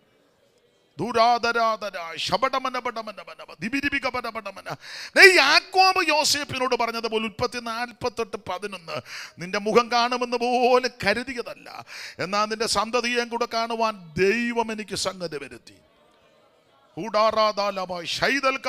വിലാപപ്പന്തലിടുവാൻ പത്രത്തിൽ ഫോട്ടോ പോലും വരത്തക്ക വിധത്തിൽ അനർത്ഥങ്ങൾ, അപകടങ്ങൾ, ആപത്തുകൾ ഒന്നിനു പിറകെ ഒന്നൊന്നായി എയ്തു വിടുവാൻ വൈരി അണിയറകളിൽ തന്ത്രങ്ങൾ ഒരുക്കിയപ്പോൾ കണ്ണിൽ കൊള്ളേണ്ടത് പുരികത്ത് കൊണ്ട് മാറുന്നത് പോലെ മാറ്റി നീക്കുപോക്ക് തന്നെങ്കിൽ വലിയ വലിയ വിഷയത്തിനൊക്കെ പരിഹാരം അയച്ചെങ്കിൽ ചെറിയ വിഷയങ്ങൾക്കും നീക്കുപോക്കും പരിഹാരം നൽകി എൻ്റെ ജനത്തെ വിടിവിക്കുവാൻ ശക്തനെ നീ പകൽ മനസ്സിലാക്കി ആത്മശക്തി ഏറ്റെടുത്ത് ജനം ബലപ്പെടുവാൻ ദൈവാത്മാവ് ദൂത് പറയുകയാണ്. രക്തത്താൽ രക്തത്താൽ ജയം ജയം ജയം ജയം ജയം. അതെ, പരീക്ഷാഹോളിൽ കയറ്റത്തില്ല, പേനയും പേപ്പറും പോലും എടുപ്പിക്കത്തില്ല, എക്സാം എഴുതുവാൻ അനുവദിക്കത്തില്ല. ശടിച്ചു വാദിച്ച ശക്തികൾ അതിന് നടുവിൽ പിൻപിൽ പ്രാർത്ഥന, പിൻപിൽ ആരാധന കോട്ടയായതുകൊണ്ട് പലതിലും നീക്കുപോക്ക് നൽകി. ആമൻ ഈ ദിവസങ്ങളിൽ എൻ്റെ ജനവും കരഞ്ഞും പ്രാർത്ഥിച്ചും മുൻപോട്ടുള്ള ഗമനാഗമനങ്ങളിൽ ഭാവി ധന്യകരമാക്കുവാൻ ആമേൻ അതെ വചനത്തിൻ്റെ വിശുദ്ധികാ പേടിക്കാത്ത വചനത്തിൽ ധൈര്യപ്പെട്ട് മുന്നേറുവാൻ ആത്മാവ് മർമ്മമായ ദൂത് പറയുക. ആമേൻ. 2 നിലയിലാണ് എൻ്റെ ജനത്തോട് പൊരുതുന്നത്. വാഹനാപകടവും തീ കൊണ്ട് പൊള്ളലേൽപ്പിക്കുവാൻ 2 നിലയിൽ ശത്രു പൊരുതുന്നുണ്ട്. സൂക്ഷിച്ചും വിവേചിച്ചും പ്രാർത്ഥിച്ചും ആവിധ വിഷയങ്ങളിൽ ജയമെടുക്കുവാൻ ദൈവാത്മാവ് ഇന്ന് പകൽ ദൂത് പറയുക. എല്ലാ അനർത്ഥങ്ങളെ കെടുതികളെ ഫൽസിച്ച് പ്രാർത്ഥിക്കുന്നു. ചെയ്യാൻ കരമുയർത്ത് ദൈവത്തിന് മഹത്വം കൊടുക്കാം. Price the Lord. അപ്പോൾ ഈ മാർഗത്തിൽ വന്നാൽ അവൻ ഏറ്റവും ശ്രേഷ്ഠമായ രോഗശാന്തിയുണ്ട്. അപ്പൊ കോതമ്പ്, യമം, മുന്തിരി, അത്തി, മാതള, ഒലിവ്, തേൻ, സ്തോത്രം ഒന്നുകൊന്നുക്ക് മെച്ചവ. സുഭിക്ഷമായിട്ട് ഉപജീവനം കഴിയാവുന്നത് ഒന്നിനും കുറവില്ലാത്തതുമായ ദേശം. കല്ല് ഇരുമ്പായിരിക്കുന്നത്, മലയുന്ന താമ്രം വെട്ടിയെടുക്കുക. ഇത്ര നല്ല ശ്രേഷ്ഠമേറിയ ദേശമാണ്. ഞാൻ പറയാനുണ്ട്, ഈ പെന്തിക്കോസ് വന്നതാ ഭാഗ്യം, ഈ മാർഗത്തിൽ വന്നതാ ഭാഗ്യം. സ്തോത്രം. എല്ലായിടത്തും ഞാൻ പറയാനുള്ള കാര്യമാണ്, യോഗ്യമായിട്ട് വസ്ത്രം ധരിക്കാനൊക്കെ ഇടയായത് പലർക്കും ഇതിനകത്ത് വന്നതുകൊണ്ടാണ്. ഇല്ലേ? സത്യം പറ, നിങ്ങൾ സത്യം പറ. എല്ലാവരുടെയും കാര്യമല്ലെങ്കിലും സിംഹഭാഗം ആൾക്കാർ. സ്തോത്രം. ഇപ്പം മനോജ് മാസ്റ്റർക്കും എനിക്കുമൊക്കെ പറയാൻ സാക്ഷ്യമുണ്ട്. പണ്ട് വിമാനം എന്നൊക്കെ എരപ്പ് മാത്രമേ കേട്ടിട്ടുള്ളൂ, അല്ലേ? സ്കൂളിൽ പഠിക്കുമ്പോൾ ജനലിൻ്റെ സൈഡിലായിരിക്കുന്നെങ്കിൽ. പണ്ട് ഞാൻ സ്കൂളിൽ പഠിച്ചപ്പം സാറ് മലയാളം പഠിപ്പിച്ചുകൊണ്ടിരിക്കുക. നല്ല ക്ലാസ്സാണ്, നല്ല സാറാണ്, നന്നായിട്ട് അർത്ഥമെല്ലാം പറഞ്ഞ് നല്ല രീതിയിൽ പഠിപ്പിക്കും. അപ്പം ശബ്ദം കേൾക്കാം വിമാനം പോകുന്നത്. ഞാൻ ജനലിൻ്റെ സൈഡിൽ കൂടെ ഇങ്ങനെ നോക്കി, വിമാനം കാണാൻ മേലെ, എരപ്പ് മാത്രമേ ഉള്ളൂ. അപ്പോൾ സാറ് നളചരിതമാണ് പഠിപ്പിക്കുന്നത്, ഉണ്ണായി വാര്യരുടെ നല്ല പ്രയോഗങ്ങളാണ്, ശ്രദ്ധിച്ചിരുന്നെങ്കിലേ മനസ്സിലാകും. അപ്പോൾ സാറ് ചൊല്ലി, ചലതള ജങ്കാരം, ചെവികളിൽ അങ്കാരം, കോകില കൂജിതങ്ങൾ, കൊടിയ കർണശൂലങ്ങൾ, കുസുമ സൗരപന്നാസ ഗുഗരസരസൈദിപം, അതിദുഃഖ കാരണം ഇന്ന് ആരാമ സഞ്ചാരണം, മിന്നൽ കൊടി ഇറങ്ങി വരികയോ. അപ്പം ഞാൻ മേലോട്ട് നോക്കുക, വിമാനം വരുന്നുണ്ടോ എന്ന്. സാറ് ചൊല്ലുക, മിന്നൽ കൊടി ഇറങ്ങി വരികയോ, വിധുമണ്ഡലം ഇറങ്ങിക്ഷതിയിൽ പോരുകയോ, സ്വർണ്ണവർണ്ണമാ അന്നം പറന്നിങ്ങി വരികയോ, കണ്ണുകൾക്ക് ഇത് നല്ല പീയൂക്ഷരികയോ. ഞാനും നോക്കി വിമാനം. അപ്പം സാർ എന്നെ കണ്ട് ഞാൻ വെളിയിലോട്ട് നോക്കുന്നത്. സാറത് ചൊല്ലിയേച്ച് പിന്നെ എന്നെ എഴുന്നേൽപ്പിച്ചു. അന്നൊക്കെ സാറന്മാരെ അടിക്കും, സാറന്മാരെ പേടിയ. ഇന്ന് സാറ് പിള്ളേരെ പേടിച്ച് നടക്കുക. ഇപ്പം സാറന്മാരെയും വിശ്വസിക്കാൻ മേലാത്ത കാലം. അത് രണ്ടും കൊണ്ട് ആട്ടെ. പണ്ടൊക്കെ സാറ് വരുന്നെന്ന് പറഞ്ഞാൽ നമ്മൾ ഉടനെ അവിടെ നിന്ന് അങ്ങ് മാറും. സാറ് വരുന്നു, സാറ് പോയി കഴിഞ്ഞാൽ നമ്മൾ പോകുന്നു. ഇന്നിപ്പോൾ സാറിനോട് പറയാം, സാറ് സ്റ്റുഡൻറ്റ് വരുന്നത്. അയ്യോ എൻ്റെ ദൈവമേ, ഞാൻ സാറ് കടക്കാൻ ചോദിക്കും, അവൻ പോയോ എന്ന് ചോദിക്കും. അങ്ങനത്തെ ഒരു കാലമാണ്. അപ്പം എഴുന്നേക്കാൻ പറഞ്ഞ് എഴുന്നേൽപ്പിച്ചു, നിർത്തി, ചൂരവടിക്ക് അടിച്ചു. വിമാനം കണ്ടോ അതുമില്ല, അടി കൊണ്ട് ഊപ്പാടം വന്ന് എംപോസിഷന് വിട്ടു. നളചരിത അത്രയും ഭാഗം 101 പ്രാവശ്യം എഴുതി ഊപ്പാട്. അതല്ലേ ഞാൻ ഇപ്പോഴും കാണാതെ ചൊല്ലി, എത്ര വർഷം കഴിഞ്ഞ്. അല്ല, എന്താ പഠിച്ചിട്ട് വല്ലോ അന്നോ. രാത്രി മുട്ട നിന്നിങ്ങനെ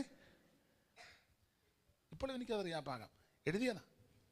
ചലതുള്ള ജങ്കാരം, ചെവികളിൽ അങ്കാരം, ഗോകുല കൂജിതങ്ങൾ, കൊടിയ ചൊല്ലി കേൾപ്പിച്ച് പിന്നീട്. അതുകൊണ്ടാണ് വിമാനം കണ്ടുമില്ല, അടിയും കിട്ടി,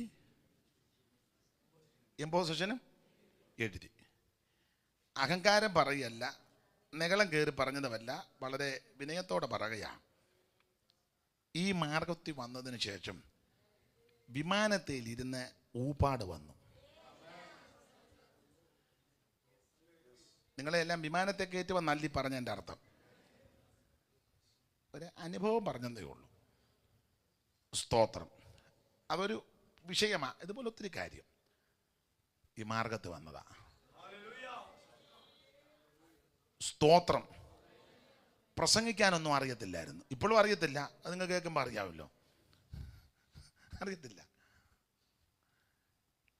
ബൈബിൾ സ്കൂളിൽ പഠിച്ചപ്പോഴേ പ്രസംഗശാസ്ത്രം എന്ന് പറയുന്ന വിഷയമുണ്ട്. അന്ന് ചർച്ച് ഓഫ് ഗോഡിൻ്റെ ഒരു സീനിയർ പാസ്റ്ററായിരുന്നു അദ്ദേഹം. പിന്നീട് ചർച്ചക്കോട് വിട്ടുപോയി, പിന്നെ വന്നതൊക്കെ വേറെ വിഷയം. MI ജോസഫ് സാറ് കോഴിക്കോട്ടുകാരനാണ്, MI ജോസഫ്. അപ്പം അദ്ദേഹം പ്രസംഗശാസ്ത്രം എടുത്തപ്പം അത് കഴിഞ്ഞപ്പോൾ പറഞ്ഞു, ഈ ക്ലാസ് ഇരിക്കുന്ന എല്ലാവരും പ്രസംഗിക്കണം 5 മിനിറ്റ്. അപ്പം അതിനൊരു നിയമങ്ങളുണ്ട്. വാക്യം വായിക്കണം, മുഖവര പറയണം, സബ്ജക്റ്റ് ഉണ്ടായിരിക്കണം, പോയിന്റ് ഉണ്ടായിരിക്കണം, ഒത്തിരി ഉണ്ട്. അത് പഠിച്ചിട്ടുള്ളവർക്കറിയാം. എനിക്കത് ഇതൊന്നും അറിയാനും മേല.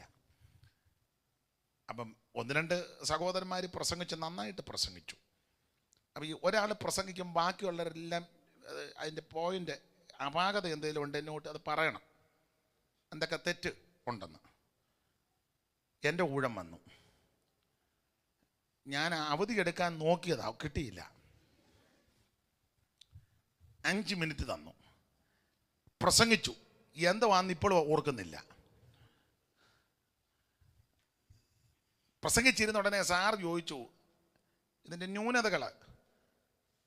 ആദ്യം തന്നെ ഒരുത്തർ എഴുന്നേറ്റ് പറഞ്ഞു, 5 മിനിറ്റ് കൊണ്ട് ഏതാണ്ട് 64 ഹല്ലേലൂയാമേൻ പറഞ്ഞെന്ന് പറഞ്ഞു. ഹല്ലേലൂയാമേൻ തെറ്റല്ല. അപ്പം മനസ്സിലായല്ലോ എന്നെ പ്രസംഗിച്ചതെന്ന്. അറിയത്തില്ല. എല്ലാവരും ഒന്ന് ചിരിച്ചു, നിങ്ങൾ ചിരിച്ച പോലെ ഒന്ന് ചിരിച്ചു. വലിയ മനപ്രയാസമായി പോയി. അപ്പം ചിന്തിച്ചു, ഓ ഇനിയും പ്രസംഗിക്കാനൊന്നും കൊള്ളുകയില്ല, പ്രസംഗിച്ചാവട്ടെ ശരിയാകുകയെ. എന്നാൽ ദൈവഭയത്തോടെ ദൈവകൃപയിൽ ശരണപ്പെട്ട് പറയട്ടെ, അനേക ഇടങ്ങളിൽ അതിന് ശേഷം വലിയ പ്രഗത്ഭനല്ല, അതറിയാം, നിങ്ങൾക്കും അറിയാം, പലർക്കും അറിയാം. എന്നാലും മണിക്കൂറുകൾ ശുശ്രൂഷിപ്പാൻ ദൈവം കൃപ നൽകും. മണിക്കൂറുകൾ. ഞാൻ ദൈവകൃപയെ ശരണപ്പെട്ട് പറയുക, ദൈവകൃപയിൽ അഹങ്കാരം പറയല്ല, തെറ്റിദ്ധരിക്കരുത്. ഒരു സ്ഥലത്ത് ചെന്ന് ശുശ്രൂഷയ്ക്ക് അവസരം തന്നു. ഇതുപോലെ നല്ല അന്തരീക്ഷം, നല്ല ആള്. 11:30 ആയപ്പോൾ ശുശ്രൂഷയ്ക്ക് സമയം തന്നു. ഞാൻ ആ മാന്യ കർത്തദാസനോട് ചോദിച്ചു, എപ്പം നിർത്തണം യോഗം? ഇവിടെ 4 മണി വരെ യോഗം, പാസ്റ്റർക്ക് ഒക്കുന്നിടത്തോളം ശുശ്രൂഷിക്കും. നന്നായിട്ട് ശുശ്രൂഷിപ്പാൻ ദൈവം കൃപ നൽകി. 11:30 തന്നു, 4:30 വരെ ശുശ്രൂഷിച്ചു. ആരും പോയൊന്നുമില്ല. 1-2 പേര് വെളിയിലോട്ട് ശംഖാഭിഷേകത്തോട് ബന്ധപ്പെട്ട് പോയി. ചിലര് വെള്ളം കുടിക്കാനും ഒന്ന് പോയി. അനേകർ എനിക്ക് വേണ്ടി പ്രാർത്ഥിക്കുന്നുണ്ട്. 4:30 വരെ ശുശ്രൂഷിച്ചു. 4:45 അടുത്തപ്പം അടുത്ത യോഗത്തിന് കൊണ്ടുപോകാൻ ആൾക്കാർ വന്നു. അതുകൊണ്ട് ഞാൻ പറഞ്ഞു, ഇപ്പോൾ ഈ വിഷയം നിർത്തുക, പിന്നെ അവസരം കിട്ടുമ്പോൾ. പിന്നീട് അദ്ദേഹം എനിക്ക് എൻ്റെ ഉദ്ദേശം ശരിയെങ്കിൽ എൻ്റെ 10-16 യോഗത്തിന് വിളിച്ചു. അപ്പോൾ ആദ്യം വിളിച്ചപ്പോഴേ പറഞ്ഞു, ആ വിഷയം ഒന്ന് തീർത്തേച്ച് നമുക്കിനി അടുത്ത വിഷയം. ഇതിൻ്റെ എല്ലാം പിമ്പിലെ പ്രാർത്ഥനയാണ് മെയിൻ വിഷയം. അപ്പം അന്ന് ക്ലാസ്സിൽ എല്ലാവരും ഒന്ന് ചിരിച്ച് 5 മിനിറ്റ് കൊണ്ട് 10-63 ഹല്ലേലൂയാമേൻ പറഞ്ഞല്ലോ. അപ്പം ഞാനും ചിന്തിച്ചോ, കൊള്ളുകയില്ല, മിക്കവാറും ഇത് വിജയിക്കുമെന്ന് തോന്നുന്നില്ല. എന്നാൽ എനിക്ക് വേണ്ടി അനേകർ പ്രാർത്ഥിച്ചു. അവസരം കിട്ടുമ്പോഴെല്ലാം ഞാനും ഇതിന് ജാഗരിക്കുമായിരുന്നു. ദൈവം കരുണ ചെയ്തു. അതുകൊണ്ട് പ്രസംഗിക്കാനൊക്കത്തില്ലെന്നോ എന്നെക്കൊണ്ട് അങ്ങനെ ആർക്കെങ്കിലും വല്ല ചിന്തയുണ്ടെങ്കിൽ അതൊക്കെ വിട്ട് കളഞ്ഞേച്ച് മുട്ടയിലിരുന്നോണം. തിയോളജി ഒന്നും അധികം ഇറക്കണ്ട. സ്തോത്രം. കണ്ടമാനം ഇതിറക്കി വിടണ്ട. വ്യാജ് വെളിപ്പെടുമ്പം BTH കാണിച്ചാവല്ലോ, വ്യാജ് പോവുമോ? ഗോലിയാത്ത് നിന്ന് വെല്ലുവിളിക്കാം. അന്നേരം പറയാം, എൻ്റെ ബീഡി ഉണ്ട്. അവൻ പറയാം, അത് കത്തിച്ച് തന്നെ വലിച്ചു പൊക്കോളാൻ പറയും. അഭിഷേകം, ആ വിഷയം എല്ലാറ്റിലുപരി ശരിക്കും പ്രാർത്ഥിച്ചോണം. ഞങ്ങൾ ബൈബിൾ സ്കൂളിൽ പഠിക്കുമ്പോൾ ഞാനും ഒരു മോഹൻലാൽ പോൾ ഉണ്ടായിരുന്നു. ഇതൊക്കെ ബ്രാഹ്മണ സമുദായത്തിൽ നിന്ന് രക്ഷിക്കപ്പെട്ടു വന്ന ഒരു സഹോദരനാണ്. കുണ്ടറയിലുള്ളൊരു ഷാജി ഉണ്ടായിരുന്നു. അങ്ങനെ ചില സഹോദരന്മാർ. അപ്പം ഞങ്ങൾ രാത്രിയിലെ മറ്റു സഹോദരന്മാരെല്ലാം ഉറങ്ങിക്കഴിയുമ്പോൾ ഞങ്ങളിരുന്ന് പ്രാർത്ഥിക്കും എല്ലാ ദിവസവും. അതിനല്പം പ്രശ്നമൊക്കെ ഉണ്ടായി, കാരണം ഉറങ്ങുന്ന സമയത്ത് ഉറങ്ങണ്ടേ, കുത്തിയിരുന്ന്. അല്പം ഓരോ നിയമങ്ങളുണ്ടല്ലോ. എന്നാലും ചിലർ അനുകൂലമായിരുന്നു. ആ പ്രാർത്ഥന വളരെ എഫക്റ്റായിരുന്നു. മണിക്കൂറുകൾ പ്രാർത്ഥിക്കും. ഞാൻ ദൈവകൃപയെ ശരണപ്പെട്ട ഉറങ്ങാതിരുന്ന് പ്രാർത്ഥിച്ച് നേരം വെളുപ്പിച്ചിട്ടുണ്ട്. ഇരുന്ന് പ്രാർത്ഥിക്കും, പോരാടി പ്രാർത്ഥിക്കും. ദൈവത്തിന് മകത്. ഇപ്പോഴും അങ്ങനെ ദൈവകൃപയിൽ അവസരം കിട്ടുമ്പോഴൊക്കെ പോരാടി പ്രാർത്ഥിക്കും. പ്രാർത്ഥിച്ചോണം. നിന്നെ ആരും തോൽപ്പിക്കുകയല്ല. ഒരുത്തനും നിന്നെ ജയിക്കത്തില്ല. സ്തോത്രം. അതുവിധം കണ്ടും കേട്ടും നീ ക്ഷീണിച്ചു പോകരുത്. മുഴങ്കാലിന്മേലിരിക്കണം. ദൈവത്തിന് മഹത്വം. സകല പ്രാർത്ഥനയാലും യാചനയാലും ഏത് നേരത്തും ആത്മാവിൽ പ്രാർത്ഥിച്ച് ബലപ്പെട്ടോണം. Price the Lord. അതെ, ഈ മാർഗത്ത് വന്നതായ ഏറ്റവും വലിയ ഭാഗ്യം. സ്തോത്രം, സ്തോത്രം. പെന്തിക്കോസുകാരനാന്ന് പറയുന്നതിൽ എനിക്ക് അഭിമാനവുമാണ്. എവിടെയും പോകുമ്പം പെന്തിക്കോസുകാരനാന്ന് അഭിമാനിക്കുന്ന ആളാണ് ഞാൻ. അതെ, തെറ്റിദ്ധരിക്കരുത്, കുറ്റം പറയുകയല്ല. എൻ്റെ ചെറിയ അനുഭവം പറയാൻ ഉള്ളൂ. ഈ അമേരിക്കയ്ക്ക് പോകാൻ വിസായിക്ക് മദ്രാസ് കോൺസുലേറ്റിൽ ചെന്നു. അപ്പോൾ പോകുന്നതിന് മുന്നേ 1-2 പേര് പറഞ്ഞു, പിന്നെ ടൈയൊക്കെ കിട്ടുന്നതാ നല്ലത്. അവർക്ക് കാണുമ്പോൾ ഒരു ട്രാവൽ ഏജൻസിക്കാരനും പറഞ്ഞു, നമുക്ക് അടുപ്പമുള്ളവരും പറഞ്ഞു. എനിക്ക് വലിയ വിവരമില്ലല്ലോ. ഞാൻ പറഞ്ഞടാ, അന്ന് ഇതില്ല, ഉത്തരീയമില്ല, ഇതുപോലെ വെള്ള ജിബ്ബായും ഉണ്ട്. ഞാൻ പറഞ്ഞു, ഈ വെള്ള ജിബ്ബായും മുണ്ട് കൊടുത്തുകൊണ്ട് ഞാൻ അങ്ങോട്ട് ചെല്ലും, ഈ പേപ്പർ അങ്ങോട്ട് കൊടുക്കും. ഞാൻ അമേരിക്കയിൽ പോവുകയോ പ്രസംഗിക്കുകയോ ചെയ്യണമെന്ന് ദൈവത്തിന് വല്ല പദ്ധതി ഉണ്ടെങ്കിൽ അയാൾ വിസ തരും.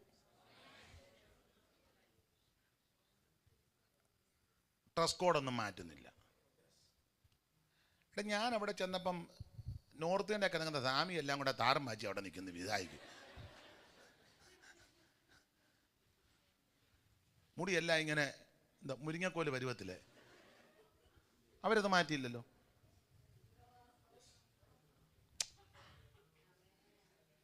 അവരത് മാറ്റിയില്ലല്ലോ. മാറ്റിയോ?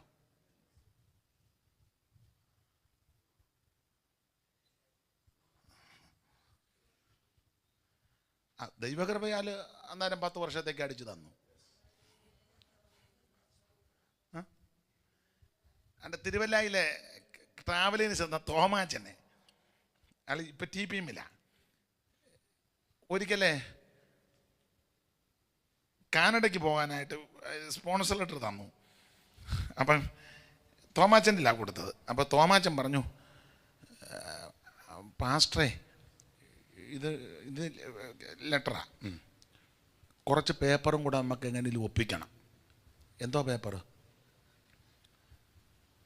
വണ്ടിയുണ്ടോ? അന്ന് വണ്ടിയില്ല. അതിൻ്റെത്. വസ്തു ഉണ്ടോ? അതിൻ്റെ. പിന്നെ എന്തോ ഏതാണ്ടെല്ലാം പറഞ്ഞു. മാര്യേജ് സർട്ടിഫിക്കറ്റ്, വസ്തുവിൻ്റെ, വണ്ടിയുടേത്, ഏതാണ്ടല്ല അങ്ങാടി മരുന്ന് കുറിച്ച് തരും പോലെ തന്നു. ഞാൻ പറഞ്ഞു, തോമാച്ച, ഇതൊന്നും എൻ്റെ കയ്യിലില്ല. തോമാച്ചൻ ഈ ലെറ്റർ അയക്കണം. കാനഡയിൽ പോകുന്നത് ദൈവം ഉദ്ദേശിച്ചിട്ടുണ്ടെങ്കിൽ വിസ കിട്ടും, ഇല്ലെങ്കിൽ വേണ്ട. പുള്ളി എന്നോട് പറഞ്ഞു, എന്തേലും ഒരു പേപ്പർ. ഞാൻ പറഞ്ഞു, എന്നെ കൊണ്ടൊക്കത്തില്ല. ഒക്കാത്ത കാര്യം. പുള്ളി മനസ്സില്ലാ മനസ്സോടാന്ന് തോന്നുന്നു അയച്ചു. വിസ അടിച്ചു തന്നത് വേറൊരു വിഷയം. നീ പോരാടി പ്രാർത്ഥിച്ചാൽ മതി.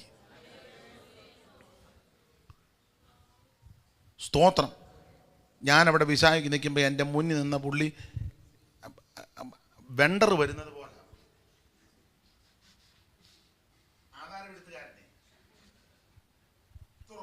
ഞാൻ പുള്ളി ഒന്ന് നോക്കി. ടൈവൊക്കെ കെട്ടി ആൾ നല്ല മിടുക്കനാ. ഒത്തിരി ഉണ്ട്, ഇതൊക്കെ കൊടുക്കണം. അയാൾ അങ്ങോട്ട് കൊടുത്തപ്പോൾ അവർ അതുപോലെ തന്നെ തള്ളി ഇങ്ങോട്ട് വിട്ട്. കുറ്റമല്ലി പറഞ്ഞത്. ഞാൻ ചിലരുടെ വിശ്വാസത്തിന് വേണ്ടിയാണ് പറയുന്നത്. പ്രാർത്ഥിച്ച് പൊരുതിക്കോണം. Price the Lord. നീ പ്രാർത്ഥനയിൽ പൊരുതണം. ദൈവത്തിന് മഹത്വം. ഒരായുധവും ഫലിക്കത്തില്ല. സ്തോത്രം. അപ്പൊ നല്ലൊരു ദേശത്തേക്കാണ് ദൈവം നമ്മെ കൊണ്ടുവന്നത്. അത് താഴ്വരയ്ക്കെന്നും മലയ്ക്കെന്നും പുറപ്പെടുന്ന നീരൊഴുക്കുള്ള ഉറവുകളും തടാകങ്ങളും ഉള്ള ദേശം. ഇതുപോലെ സുന്ദര സുലഭമായ ഒരു ദേശം വേറെയില്ല. ഈ ദേശം ഇവർ നിരസിച്ചു. ആര്? ഇസ്രായേൽ മക്കള്. അതാ മരുഭൂമി തള്ളിക്കിടാനുള്ള രണ്ടാമത്തെ കാരണം. അവർ മനോഹര ദേശത്തെ നിരസിച്ചു. വായിച്ച മോളെ 24-ാം വാക്യം 106-24. അവർ മനോഹര ദേശത്തെ നിരസിച്ചു. അവർ മനോഹര ദേശത്തെ നിരസിച്ചു. ദൈവത്തിന് മഹത്വം.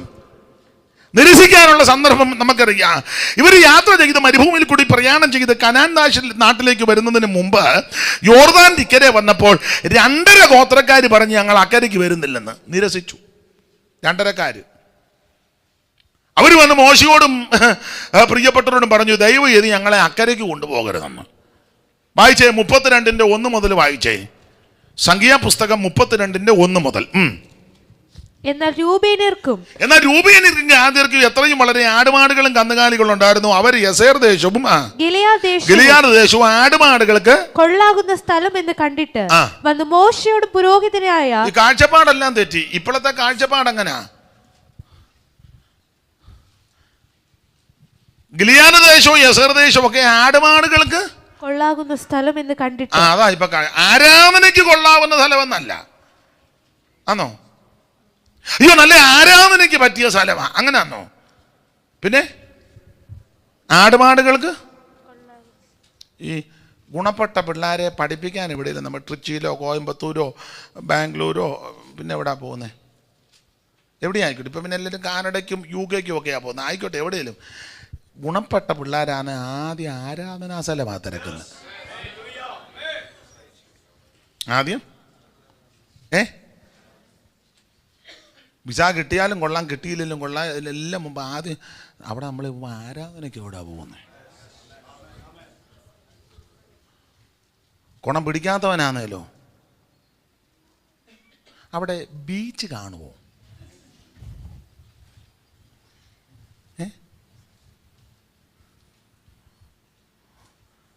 മാഹിയിൽ കുഴപ്പമില്ലെന്നാ? ഗുണപ്പെട്ടവൻ ആദ്യം ആരാധനായിടം തുടങ്ങും. സ്തോത്രം.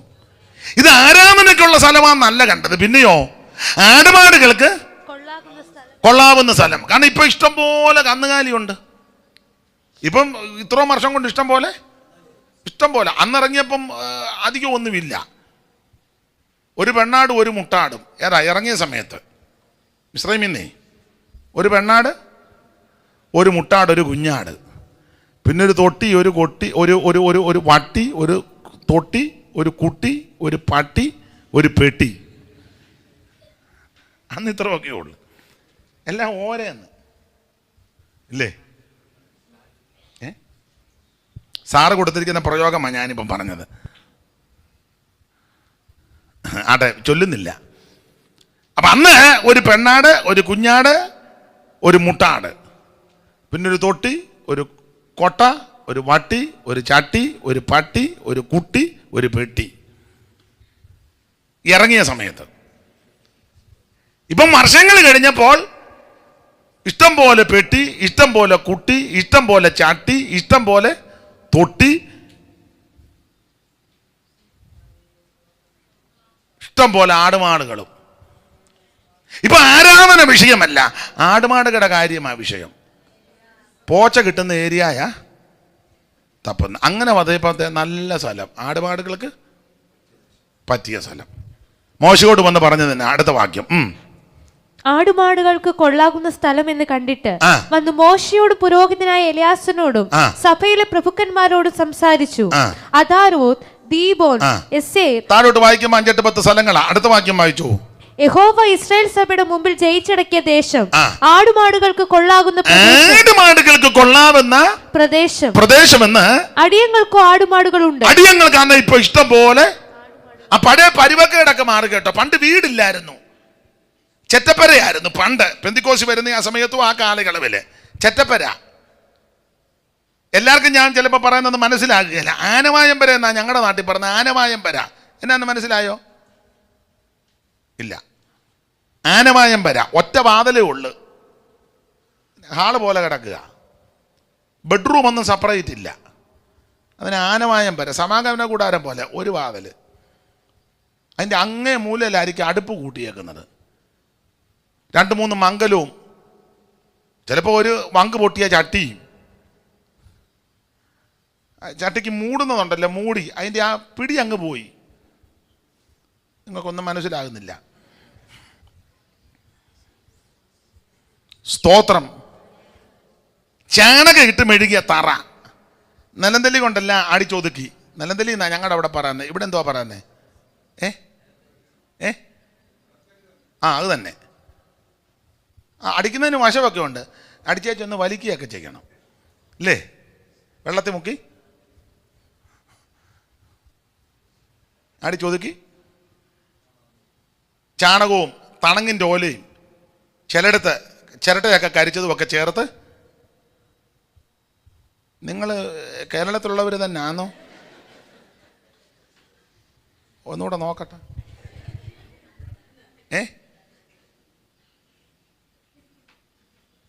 ചിലരുടെ ഇരുമ്പോൾ പാസ്റ്റർ എനിക്കിതൊന്നും അറിയത്തില്ല, ഞാൻ വിക്ടോറിയ രാജ്ഞിയുടെ അനിയത്തിയാണ്, പിന്നെ ഈ യോഗം ഇങ്ങനെ ഉള്ളത് കൊണ്ട് ഇങ്ങോട്ടൊന്ന് വന്നേ. ഞാൻ ഇച്ചിരി പുറകോട്ടൊന്ന് പോയെന്നേ ഉള്ളൂ. സ്തോത്രം. അങ്ങനെ ആ ചെറിയ ആനമായം പറയുന്നിടത്തെല്ലാം ഇപ്പൊ നല്ല നല്ല വീടുകൾ വന്നു. വളരെ നല്ലത്. ഇനിയും ദൈവം തരട്ടെ. സ്തോത്രം. പണ്ട് 4 മണി വിട്ട് വന്നാൽ ചിലപ്പോൾ കഴിക്കാനൊന്നും കാണുകയല്ല.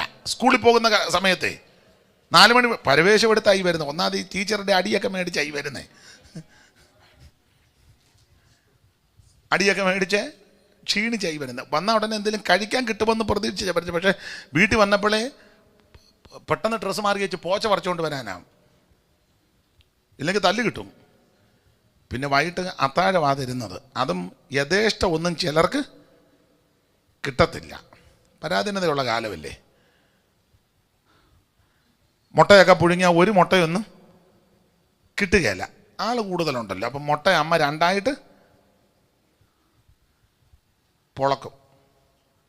ചിലപ്പോൾ എടുത്തു വരുമ്പോൾ ഉണ്ണി തങ്കച്ചന് പോവും. നമുക്ക് ഇപ്പം പിന്നെ വെള്ളം മതി.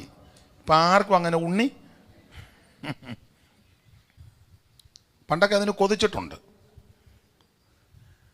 കോഴിക്കറിയൊക്കെ വെക്കുന്നെങ്കിലും ആവശ്യത്തിനൊന്നും കഴിക്കാൻ കിട്ടുകയില്ല. പഴയ അമ്മമാരില്ലേ, കോഴിയുടെ ഒരു കഷണവും മുഴുത്ത 2 കിഴങ്ങ് കഷണവും. കിഴങ്ങ് വലുതായിട്ടാണ് അതിനകത്ത് ഗ്രേവി. പിന്നെ ഈ ഞാൻ തരംതിരിച്ച് പറയുകയല്ല, അമ്മമാർക്ക് ആൺപിള്ളേരോടൊരു ചെറിയ താല്പര്യമൊക്കെ ഉണ്ട്. പെൺപിള്ളേരെ ഇഷ്ടമില്ലെന്നല്ല, ചിലപ്പം അമ്മയുടെ വീതമായിരിക്കും കഷണം, അത് മോന് കൊടുക്കും. എന്നിട്ട് അമ്മ ചിലപ്പം, ചില അമ്മമാർ വിളമ്പി വരുമ്പോൾ ഒന്നും കാണുകയില്ല. പിന്നെ അമ്മ അതിഥികളും കൂടെ ഉണ്ടെങ്കിൽ ചിലപ്പം ചോറും തികയുകയില്ല. അതിന് ബുദ്ധിയുള്ള അമ്മമാർ തവിയിട്ട് എടുക്കുകയില്ല. തവി മാറ്റി വെച്ച് കൈകൊണ്ട്, ശബ്ദം കേൾക്കുകയല്ലേ, കൈകൊണ്ട് ഇഞ്ഞെടുക്കും. എല്ലാം തൂത്ത്, പഴയ മംഗലമല്ലേ, മേളും എല്ലാം തൂത്ത് എടുക്കുമ്പം ഇച്ചിരിയേ കാണുകയുള്ളൂ. അത് ചിലപ്പോൾ കറച്ചട്ടിക്കകത്തോട്ടിട്ട്, കുട്ടനാടൻ ഭാഷയാണ് ഞാൻ പറഞ്ഞത്, കൈ കൊണ്ടെന്ന് വിരകി. ഇരുന്ന് കഴിക്കാനും കൊരണ്ടിയിലോ സ്റ്റൂളിലോ ഇരുന്ന് കഴിക്കാൻ ഇല്ല, സമയവും ഇല്ല, നിന്നോണ്ട് വാരി. അങ്ങനെയുള്ള അമ്മമാരൊക്കെ ഉണ്ട്. അങ്ങനെയാണ് വളർത്തിയത്. സ്തോത്രം. ആ സ്ഥിതിക്കെല്ലാം ദൈവം മാറ്റം വരുത്തി.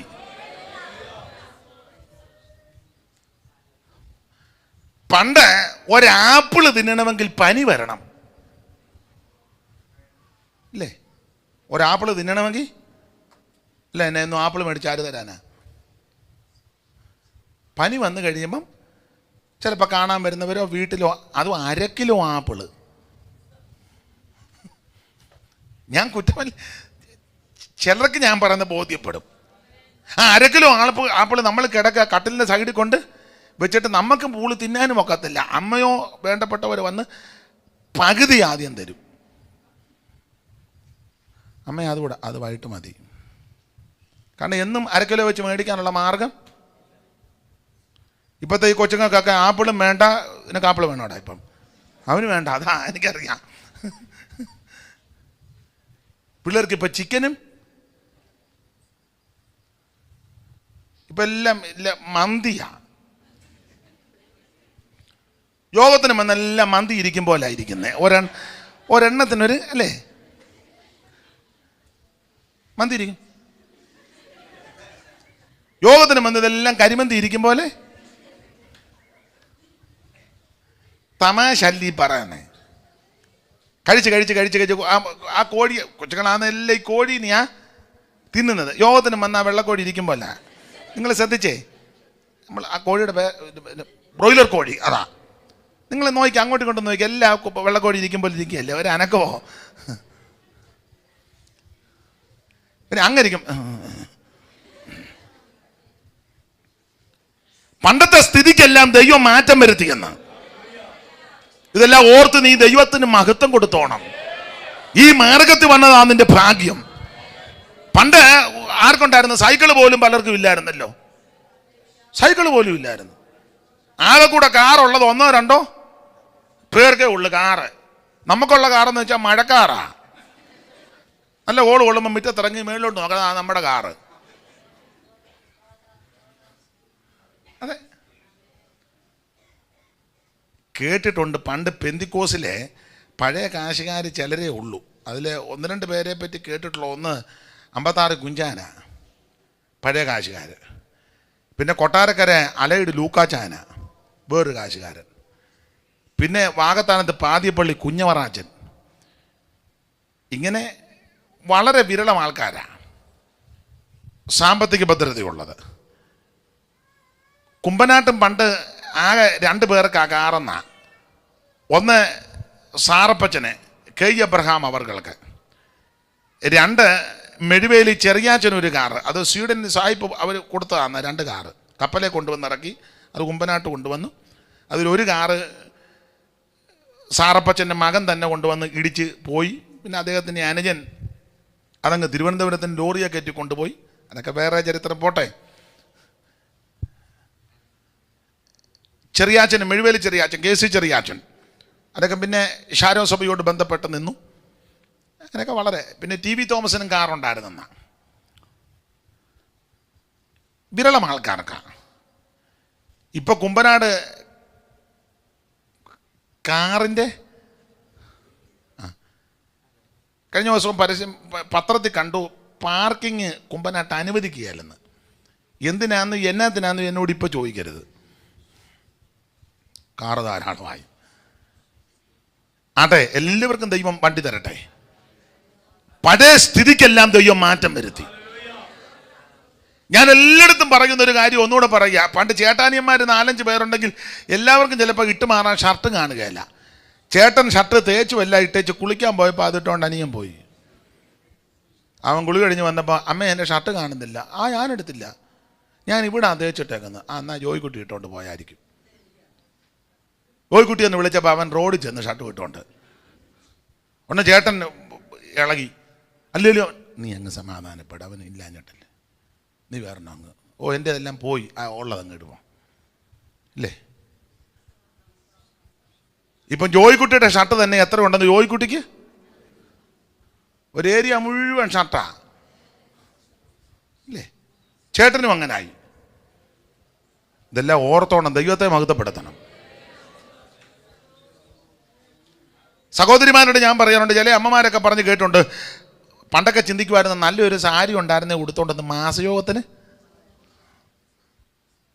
ഇപ്പം എത്ര സാരി ഉണ്ട്, ഒരെണ്ണം മാസയോഗത്തിന് വരികയില്ല. സാരി ഇല്ലായിട്ടാണോ? പണ്ട് ചെരുപ്പില്ലായിരുന്നല്ലോ. അയ്യോ, നടന്ന് ഊപ്പാട് വന്ന് അവസാനം കാലേ കല്ല് കാച്ചി അല്ലേ. കല്ല് കാച്ചെന്നാ ഞങ്ങളുടെ അവിടെ പറയുന്നത്. ഇവിടെ എന്നാ പറയുന്നത്?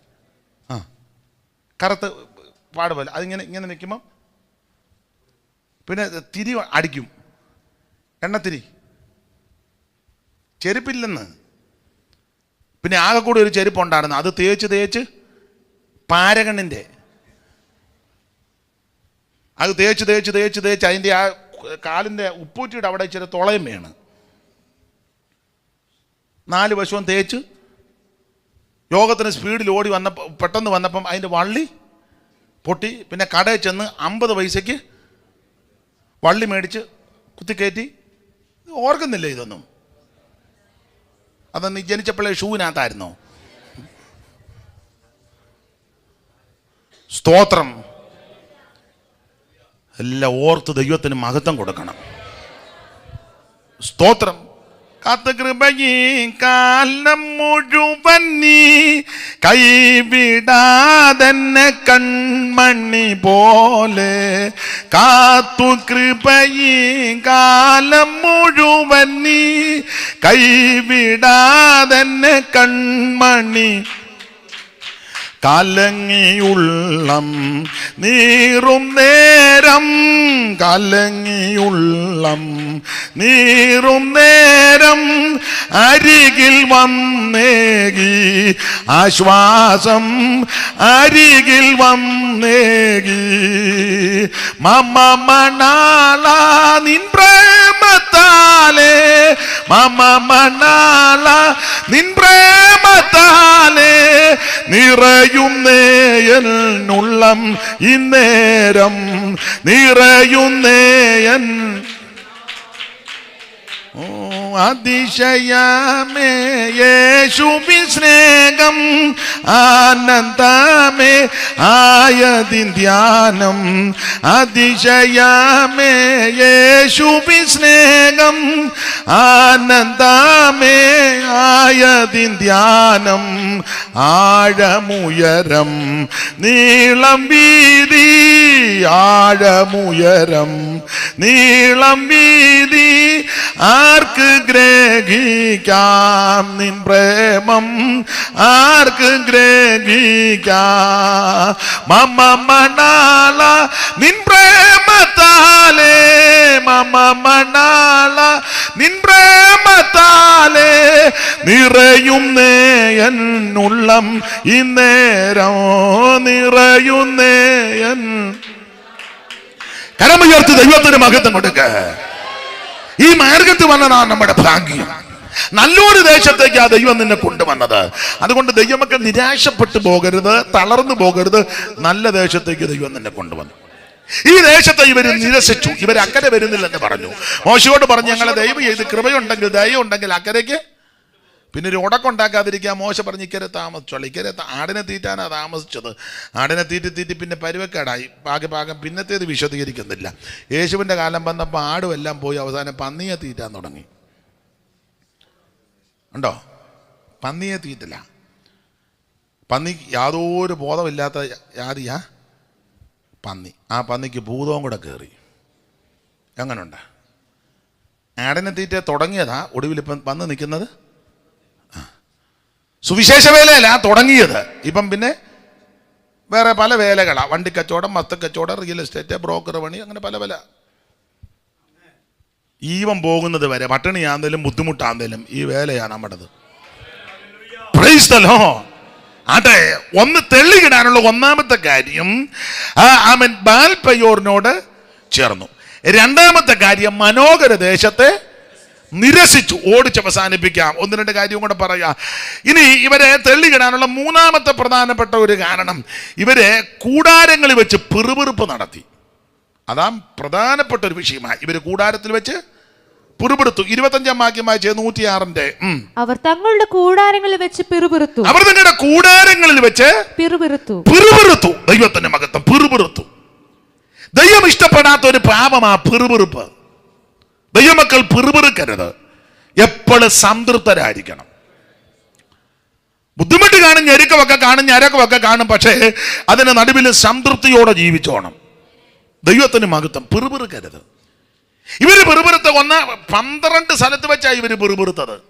1-2 സ്ഥലമല്ല, 12 ഇടങ്ങളിൽ വെച്ച് വരിക.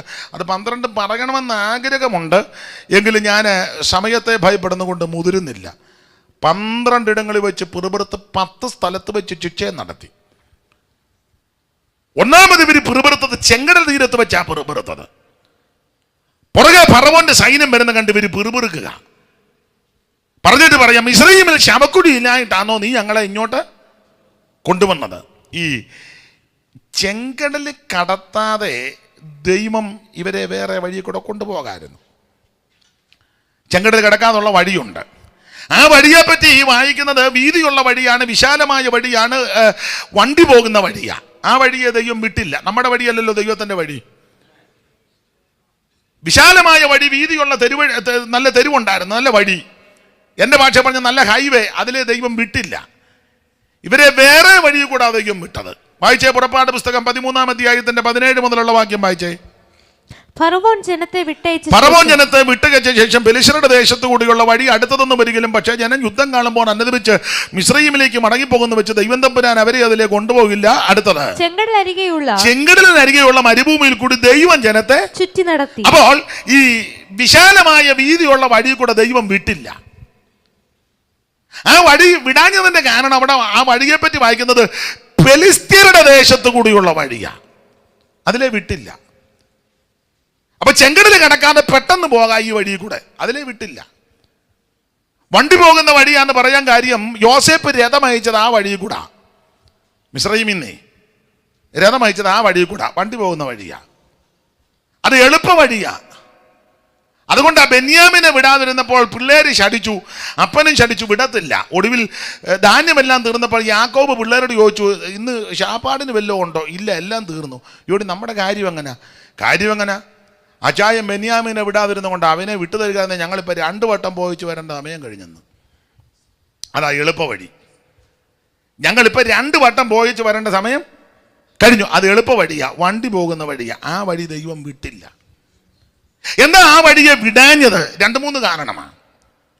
ഈ വീതിയുള്ള വിശാലമായ രാജപാതയെ കൂടെ ദൈവം വിട്ടില്ല.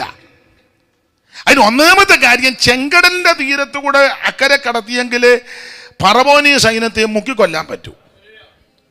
കാരണം എബ്രായ കുഞ്ഞുങ്ങളെ എല്ലാം ഇവൻ കൊന്നേച്ച് നിൽക്കുക. ഇവനെ ഈ ശിക്ഷ കൊടുക്കണമല്ലോ, ചുമ്മാ ഒന്നും കൊടുക്കാനൊക്കത്തില്ല. ഒന്ന് അതാ അതിലെ വിടാതെ ഇതിലെ വിട്ടത്. 2, ഇവരോട് ബന്ധപ്പെട്ട് ഈ വഴി വിടാഞ്ഞതിന്റെ പ്രധാനപ്പെട്ട കാരണത്തിൽ ഒന്ന്, ഇത് ഫെലിസ്ത്യരുടെ ദേശത്തു കൂടിയുള്ള വഴിയാ. അങ്ങനെ അടിച്ചേക്കുന്നത്. അങ്ങനല്ലേ മോളെ വായിച്ചേ? ഫറവോൻ ജനത്തെ വിട്ടയച്ച ശേഷം ഫെലിസ്ത്യരുടെ ദേശത്ത് കൂടിയുള്ള വഴി അടുത്തതാ. അപ്പൊ എളുപ്പ വഴിയാ, അതിലെ വിട്ടില്ല. വിടാഞ്ഞതിന്റെ കാരണം ഇത് ഫെലിസ്ത്യരുടെ ദേശമാ. ഈ ഫെലിസ്ത്യരുടെ ദേശം എന്ന് പറഞ്ഞാൽ വീതിയുള്ള വഴി, ഹൈവേ ഒക്കെയാ. പക്ഷേ ആ വഴി വിടാഞ്ഞത് 2 വശവും ഫെലിസ്ത്യരാ. ഈ രാജപാതയുടെ അല്ലെങ്കിൽ വീതിയുള്ള വഴിയുടെ 2 വശവും ഫെലിസ്ത്യരാ. ദൈവം ഇസ്രായേലിനെ അതിലെ വിടാഞ്ഞതിൻ്റെ കാര്യം, ഫെലിസ്ത്യരെ പറ്റി പഠിക്കുമ്പോൾ ഇവർ നല്ല കരുത്തന്മാരാ. ഫെലിസ്ത്യര് നന്നായിട്ട് യുദ്ധം ചെയ്യാനറിയാം, നല്ല നെടുപ്പമുണ്ട്. ഒരുത്തൻ്റെ നീളം തന്നെ പറഞ്ഞ 6 മുഴവും 1 ഞാൻ നെടുപ്പം. 17:4 വായിച്ചേ. ശൗമേലിൻ്റെ 1-ാം പുസ്തകം 17:4. ഒരുത്തൻ്റെ നെടുപ്പം തന്നെ കേമമാണ്. അപ്പോൾ ഫെലിസ്ത്യരുടെ പാളയത്തുനിന്ന് ഗത്തിനായ ഗോലിയാത്തൊന്നൊരു മല്ലം പുറപ്പെട്ടു വന്നവൻ 6 മുഴം 1 ജാൺ നെടുപ്പും, അവന്റെ തലയിൽ വലിയ താമര ശിരസ്ത്രം, അവൻ 5000 ശെക്കൽ തൂക്കമുള്ള താമര കവചം ധരിച്ചു, അവന് കാൽച്ചട്ടയും ചുമലി താമര കൊണ്ട് വേലുമുണ്ട്, അവന്റെ കുന്തത്തിന്റെ തണ്ട് നെയ്ത്തുകാരന്റെ പടപ്പതിന്റെ പോലെ, കുന്തത്തിന്റെ അലക് 600 ശെക്കൽ ഇരുമ്പ്, ഒരു പരിചക്കാരൻ അവന്റെ മുമ്പിൽ. ഈ ടൈപ്പ് സാധനം ആ ഫെലിസ്ത്യര്. 6 മുഴം 1 ജാൺ നെടുപ്പും, നല്ല ആയുധധാരികളാണ്. എന്ന് പറഞ്ഞാൽ ഒരു മര്യാദയും മയോ ഉള്ളവന്മാരല്ല ഫെലിസ്ത്യര്. മയോവില്ല, മര്യാദ ഇല്ല. ഇങ്ങനെയുള്ള ഈ കരുത്തന്മാരും ഉഗ്രന്മാരുമാ ഈ രാജവീതിയുടെ 2 വശത്തും പതിയിരിക്കുന്നത്. അപ്പൊ ഇസ്രായേൽ മക്കളെ ആ വഴിയിൽ കൂടെ കൊണ്ടുപോയാൽ പതിയിരിക്കുന്ന ഫെലിസ്ത്യർ ഇവരെ കയറി അറ്റാക്ക് ചെയ്യും, അടിക്കും. അങ്ങനെ കയറി അടിക്കുമ്പോൾ ഇസ്രായേൽ മക്കൾക്ക് തിരിച്ചടിക്കാൻ ഒക്കത്തില്ല, അറിയത്തില്ല. കാരണം സംഖ്യാപുസ്തകത്തിലെ ന്യായാധിപന്മാരിലൊക്കെ കൊടുത്തിരിക്കുന്ന പ്രയോഗം, യുദ്ധം അറിഞ്ഞിട്ടില്ലാത്ത ഇസ്രായേൽ മക്കളെ യുദ്ധം അഭ്യസിപ്പിക്കുവാൻ യഹോവ വെച്ച ജാതികളെന്ന. അപ്പൊ ആ വാക്യത്തിന്റെ വെളിച്ചത്തിൽ ഇവർക്ക് യുദ്ധം അറിയത്തില്ല. ഇസ്രായേൽ മക്കൾക്ക് യുദ്ധം അറിയത്തില്ല. ഫെലിസ്ത്യരാണ് നല്ല യുദ്ധം ചെയ്യാൻ കരുത്തുള്ളവന്മാരുവാ. അപ്പൊ യുദ്ധം ചെയ്ത് ശീലിച്ചവര് യുദ്ധം ചെയ്യുന്നവരെ ഫെലിസ്ത്യരുടെ വഴിയിൽ കൂടെ യുദ്ധമറിയാത്ത, യുദ്ധം ചെയ്യാത്ത ഇസ്രായേലിനെ വിട്ടാൽ എവര് കയറി അടിച്ചവനെ എല്ലാം തകർക്കും. അത് ദൈവത്തിനറിയാം. അതുകൊണ്ട് അത് വിട്ടില്ല. അതുകൊണ്ട് ഭാരപ്പെടുകയൊന്നും ചെയ്യരുത്. നമുക്ക് ചില വഴി നല്ല വഴിയാന്ന് തോന്നും, വിശാല വഴിയാന്ന് തോന്നും, വീതിയുള്ള വഴിയാന്ന് തോന്നും, പെട്ടെന്ന് ചെല്ലാമെന്നും നമുക്ക് തോന്നും. പക്ഷേ അതിനകത്തിരിക്കുന്ന കെണികൾ നമുക്കറിയത്തില്ല, ദൈവത്തിനറിയാം. അതുകൊണ്ട് ദൈവം ചിലപ്പോൾ അതിലെ നമ്മളെ വിടുകയല്ല. വിടാതിരിക്കുമ്പോൾ നീ പിറുപിറുക്കരുത്, ക്ഷീണിക്കരുത്, മടുക്കരുത്, തളർന്നു പോകരുത്. നീ സ്തോത്രം ചെയ്തോണം. പറയണം, എൻ്റെ ദൈവം അറിയാതെ ഒന്നും വരത്തില്ല, എൻ്റെ ദൈവം അറിയാതെ ഒന്നും അനുവദിക്കത്തില്ല, എൻ്റെ ദൈവം സമ്മതിക്കാതെ ഒന്നും വരികയില്ല. Price the Lord. അപ്പൊ ഇവർക്ക് യുദ്ധം ചെയ്യാൻ അറിയത്തില്ല. ആർക്ക്? ഇസ്രായേൽ മക്കൾക്ക്. ഇവർക്ക് യുദ്ധം ചെയ്യാൻ അറിയത്തില്ലെങ്കിലും എൻ്റെ ഭാഷ പറഞ്ഞ രണ്ട് കാര്യം നല്ലതുപോലെ അറിയാം. ഒന്ന്, കുഴയ്ക്കാൻ അറിയാം നല്ലതുപോലെ. പിന്നെ നല്ലതുപോലെ കുഴയ്ക്കും. നമ്മുടെ സഭകളിലും ചിലർ കയ്യിലോട്ടൊരു വിഷയം കൊടുത്തേ നല്ലതുപോലെ അവർക്ക് നല്ലത് ആരാധിക്കാനൊന്നും അറിയത്തില്ല, കുഴയ്ക്കാൻ നല്ലതുപോലെ. ഫോൺ ചെയ്യേണ്ടവനെ എല്ലാം ഫോൺ ചെയ്യും, ചെന്ന് കയറേണ്ട വീടാണ്ട് അവിടെ ചെന്ന് സന്ധ്യ കഴിയുമ്പോൾ ചെല്ലും, കുഴയ്ക്കാവുന്നതിൻ്റെ പരമാവധി കുഴച്ച് അടുത്ത കമ്മിറ്റിയിലെ, ഇവിടുത്തെ കാര്യമല്ല, ഇവിടെ കമ്മിറ്റി ഒന്നും ഇല്ലല്ലോ, അത് തന്നെ വലിയ കാര്യം. അയ്യോ വലിയ കാര്യം. ഞങ്ങൾക്കൊരു ചെറിയ കൂട്ടായ്മ തിരുവല്ലയിലുണ്ട്. കാവാലത്ത് കൊണ്ടായിരുന്ന കോവിഡ് കഴിഞ്ഞപ്പോൾ അത് ഒരു ആരാധനയ്ക്ക് ക്രമീകരണമില്ലാത്തതുകൊണ്ട് നിന്നു. അതിൻ്റെ ക്രമീകരണം ചെയ്തുകൊണ്ടിരിക്കുക. അപ്പം തിരുവല്ലയിലെ കൂട്ടായ്മയിൽ ഞാൻ പറഞ്ഞിട്ടുണ്ട്, ഇവിടെ സെക്രട്ടറിയും കമ്മിറ്റിയും ട്രഷറും ഒന്നുമില്ല. അങ്ങനെ ആർക്കെങ്കിലും താല്പര്യമുണ്ടെങ്കിൽ അടുത്ത് അങ്ങനെയുള്ള സഭകളുണ്ട്, അങ്ങോട്ട് പൊക്കോണം, ഇവിടെ ഇരുന്ന് മെനക്കെടരുത്. പിന്നെ സാമ്പത്തികമായ ചില കാര്യങ്ങൾ കൈകാര്യം ചെയ്യാൻ 2 പേരെ ഏൽപ്പിച്ചിട്ടുണ്ട്. അത് ട്രഷറൊന്നുമല്ല, അവർ 2 പേരും ആൾ കളിക്കുകയും ചെയ്യരുത്. അതൊക്കെ കണക്കും കാര്യവും കൃത്യമാക്കണം. ഇപ്പോഴത്തെ നിയമങ്ങളുണ്ടല്ലോ, ഇതെല്ലാം ഗവൺമെൻറ്റിനെ അറിയിക്കണം. അപ്പോൾ അതിന് 2 പേരെ ചുമതലപ്പെടുത്തിയിട്ടുണ്ട്. അത് ആയുഷ്കാലമായിട്ടിരുത്തുകയല്ല, ബാക്കി കാര്യമെല്ലാം പൊതുവെ പറയുക എല്ലാവരോടും ഒന്നിച്ച്. അതുകൊണ്ട് എന്ത് മനോസുഖമാണെന്നറിയാവോ? അതെ, ഭയങ്കര മനോസുഖമാണ്. അങ്ങനെയുള്ള വൈതരണികളൊന്നും ഇത് ചില സഭയിൽ ചെന്നാൽ പാസ്റ്റർക്കായാലും ആൾ കളിക്കുന്നത് സെക്രട്ടറിയാണ്. ഇപ്പോൾ സെക്രട്ടറി മുമ്പോട്ട് വന്ന് അവരാണ് യോഗ വിവരങ്ങൾ കാര്യങ്ങളെല്ലാം എന്തെല്ലാം നല്ലതാ, പക്ഷേ മിക്കയിടത്തും ദോഷമാണ്. എന്നാൽ വളരെ വിനയവും എളിമയും ദൈവകൃപയും ദൈവഭയവും ഉള്ള ധാരാളം ആൾക്കാരുണ്ട്, താനും ഉണ്ട്, ഇല്ലെന്നൊന്നും പറയുന്നില്ല.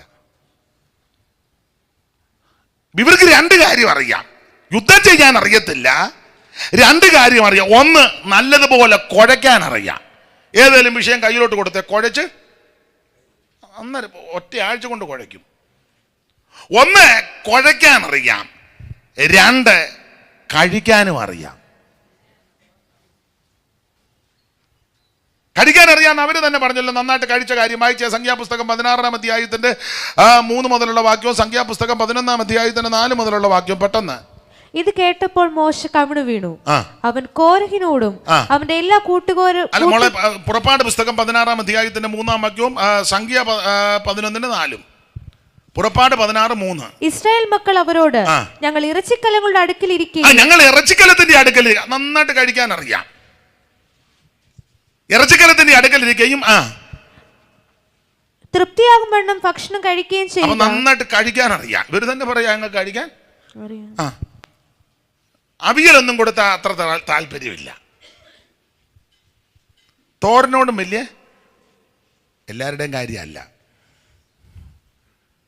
ഇറച്ചിക്കലത്തിന്റെ അടുക്കൽ ഇരിക്കുക, തൃപ്തിയാകും വണ്ണം ഭക്ഷണം കഴിക്കുകയും ചെയ്യും. നന്നായിട്ട് കഴിക്കാൻ അറിയാം. ചോദിച്ച് മേടിച്ച് കഴിക്കും, അതങ്ങനെ വേണം, നല്ലതാ. പക്ഷെ ആത്മീക വിഷയത്തിൽ അത്രയും താല്പര്യമില്ല. പക്ഷെ ആ പാടിയ പാട്ടിൻ്റെ ആദ്യം തന്നെ ചോദിക്കുകയില്ല. ആ പറഞ്ഞ വാക്യം ഞാൻ അങ്ങ് വിട്ടുപോയി, റെഫറൻസ് തരാം, ചോദിക്കുകയില്ല. അതേസമയം ഒന്ന് ചെന്നിരുന്നേ, ഭക്ഷണത്തിനിരുന്നേ, ചോദിച്ചു മേടിക്കും. അച്ചാറ്, പപ്പടം, എത്ര കൃത്യമായിട്ടാണ് പറയുന്നേ അല്ലേ? ആ ബീഫ് ഒലത്തിയത് ക്ലിയർ അല്ലേ? അതേസമയം ഒരു അല്ലേലിയ ക്ലിയർ ആയിട്ട് പറയാം, ഹളലു ഹളലു ഹല്ലേലൂയ അങ്ങനെ പറയത്തില്ല. മറ്റ് വിഷയമെല്ലാം നല്ല, ഇതെല്ലാം ദൈവം കണ്ടുകൊണ്ടിരിക്കുക. സ്തോത്രം അങ്ങനെ പറയത്തില്ല. ദൈവം ഇതെല്ലാം കണ്ടുകൊണ്ടിരിക്കുകയല്ലേ. അപ്പൊ രണ്ട് കാര്യം ഇവർക്കറിയാം. ഒന്ന് കുഴയ്ക്കാൻ അറിയാം, രണ്ട് കടിക്കാൻ അറിയാം. യുദ്ധം ചെയ്യാൻ അറിയത്തില്ല. ഞാൻ യുദ്ധമെന്ന് ഉദ്ദേശിക്കുന്നത് ആത്മീക യുദ്ധമാണ്. പോരാടി പ്രാർത്ഥിക്കുന്ന കാര്യമാണ് ഞാൻ പറയുന്നത്. പ്രാർത്ഥിക്കാൻ നേരമില്ല, പ്രാർത്ഥിക്കാൻ അറിയത്തുമില്ല, പ്രാർത്ഥിക്കാൻ താല്പര്യവുമില്ല. അത് മറ്റു കാര്യത്തിനെല്ലാം നല്ല താല്പര്യം. സ്ഥലമൊന്നും പറയുന്നില്ല. നമുക്കൊരു സഹോദരനെ അറിയാമായിരുന്നു. ഞങ്ങൾ ചില ഒന്നിച്ച് കൂടുമ്പം ഇവനിങ്ങനെ വർത്തമാനം പറയാൻ നല്ല സാമർത്ഥ്യവും ബിരുദും. പറയുന്നൊന്നും നല്ല കാര്യമല്ല, ആവശ്യമില്ലാത്തതില്ല ഈ പറയുന്നത്. അവരുടെ കുറ്റവും ഇവരുടെ കുറ്റവും. അപ്പോൾ ഈ വീട്ടിലെ അച്ഛൻ, ഞങ്ങളിടയ്ക്ക് ചിലപ്പോൾ വീട്ടിലെ അച്ഛൻ പറഞ്ഞ്, എൻ്റെ പാസ്റ്റർ ഇവനെ കൊണ്ടങ്ങ് പൊറുതി മുട്ടി വരരുതെന്ന് പറയുന്നത് എങ്ങനെ? എന്തോ ചെയ്യാൻ? ഇവൻ വന്നാൽ നമുക്കും ഒന്ന് വർത്താൻ, നമ്മൾ മറ്റു കാര്യങ്ങൾ നല്ല കാര്യങ്ങളൊക്കെ, പുള്ളി നല്ല അറിവുള്ള മനുഷ്യനാണ്, ലോകപരമായിട്ടും ഒക്കെ നല്ല അറിവ്. അപ്പോൾ പുള്ളിയിൽ നിന്ന് ഒത്തിരി കാര്യം പഠിക്കാനുണ്ട്. അപ്പോൾ ഞങ്ങൾ അവസരം കിട്ടുമ്പോൾ പോയിരുന്ന് കേൾക്കും. ഇവൻ വന്ന് അത് കുഴയ്ക്കുക, ഇവൻ വന്ന് വേറെ വിഷയങ്ങളാണ് ചർച്ച ചെയ്യുന്നത്. അതൊന്നും പൊതുവെ പറയാൻ കൊള്ളുന്നതല്ല. പുള്ളി ഒരിക്കൽ എന്നോട് പറഞ്ഞ്, ഇവൻ വരുന്ന കൊണ്ട് ഞാൻ പറഞ്ഞ മാർഗമുണ്ട്, ഇവനെ നമുക്ക് വിടാൻ മാർഗമുണ്ട്. നാളെ എങ്ങനെ? അയ്യോ പാസ്റ്റർ ഒന്നും പറഞ്ഞ് അവനോട് പിണങ്ങരുത്, അവൻ വേറൊരു ടൈപ്പാണ്. ഞാനൊന്നും പറഞ്ഞ് പിണങ്ങത്തില്ലെന്ന് ഞാൻ പറഞ്ഞു. പിറ്റേന്ന് ഞങ്ങൾ ചെന്ന് വർത്താനം തിരഞ്ഞപ്പോൾ ഇവൻ വന്നുടനെ ഞാൻ പറഞ്ഞു, ഞാൻ നമുക്ക് കുറച്ച് നേരം പ്രാർത്ഥിക്കാം. അദ്ദേഹം കൂടെ വന്നാട്ടെ നമുക്ക്. ഉടനെ പറഞ്ഞു, എനിക്ക് ഒരു സ്ഥലം വരെ അത്യാവശ്യം പോകണം, നിങ്ങൾ പ്രാർത്ഥിച്ചോ. ഞാൻ പറഞ്ഞില്ല, നമുക്ക് ഇച്ചിരി പ്രാർത്ഥിച്ചു വെച്ചു. അവൻ അന്നേരം പോയി. പിന്നെ ഇവൻ 2-3 പ്രാവശ്യം ഇങ്ങനെ വന്നപ്പോഴും പ്രാർത്ഥിക്കാമെന്ന് പറഞ്ഞ് ഞങ്ങൾ പ്രാർത്ഥനയ്ക്ക് ഇരിക്കുകയും ചെയ്തു. അവനങ്ങ് പോയി. ഞങ്ങൾ പിന്നെ കുറച്ച് നേരം പ്രാർത്ഥിക്കും, അത് കഴിഞ്ഞ് വെച്ച് സംസാരിക്കും. ഉണ്ടോ? ചിലതിനെ ഒഴിവാക്കാൻ ഇതേ ഉള്ളു.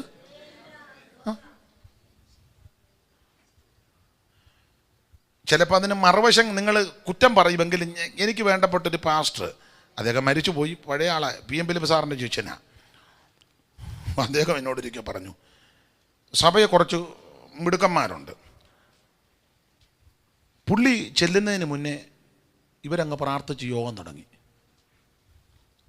അദ്ദേഹമല്ലേ ശുശ്രൂഷകൻ, അല്ലെ അദ്ദേഹത്തിൻ്റെ അനുവാദം കൂടെ വേണ്ടേ, പാസ്റ്റർ ഞങ്ങൾ തുടങ്ങിക്കോട്ടെ, അല്ലെ പുള്ളി പറയുമല്ലോ നിങ്ങൾ തുടങ്ങിക്കോ, അങ്ങനെയൊക്കെ ആണല്ലോ ഒരു നടപടിക്രമം. ഇവരതൊന്നും, കുറച്ച് 1-2 മിടുക്കന്മാരുണ്ട്, അവരങ്ങ് തുടങ്ങി. പുള്ളി ഒന്നും മിണ്ടിയില്ല. പുള്ളിയും ചെന്നിരുന്നു. പുള്ളി വാതക്കലായിരുന്നത്. പുള്ളിയും പിന്നെ പ്രാർത്ഥിച്ചു. എല്ലാവരും ഒടുവിൽ തീരുന്ന മുറയ്ക്ക് പറഞ്ഞു, അച്ചായൻ എന്നാ പ്രാർത്ഥിച്ച് നിർത്താൻ പറഞ്ഞു. പുള്ളി ഒന്നും മിണ്ടില്ല. പുള്ളി ആ വാതിലിൻ്റെ അവിടെ മുട്ടയെ കുത്തി ഇങ്ങനെ നിന്നങ്ങ് പ്രാർത്ഥിച്ചു. ശരിക്കങ്ങ് പ്രാർത്ഥിച്ചു. ഞാൻ ചോദിച്ചു, എത്ര നേരം പറഞ്ഞു? ഞാനൊരു 1.25 മണിക്കൂർ പ്രാർത്ഥിച്ചെന്ന്. പ്രാർത്ഥിക്കുന്നല്ല, ഇവർക്ക് വേണ്ടിയാ പ്രാർത്ഥിക്കുന്നത്,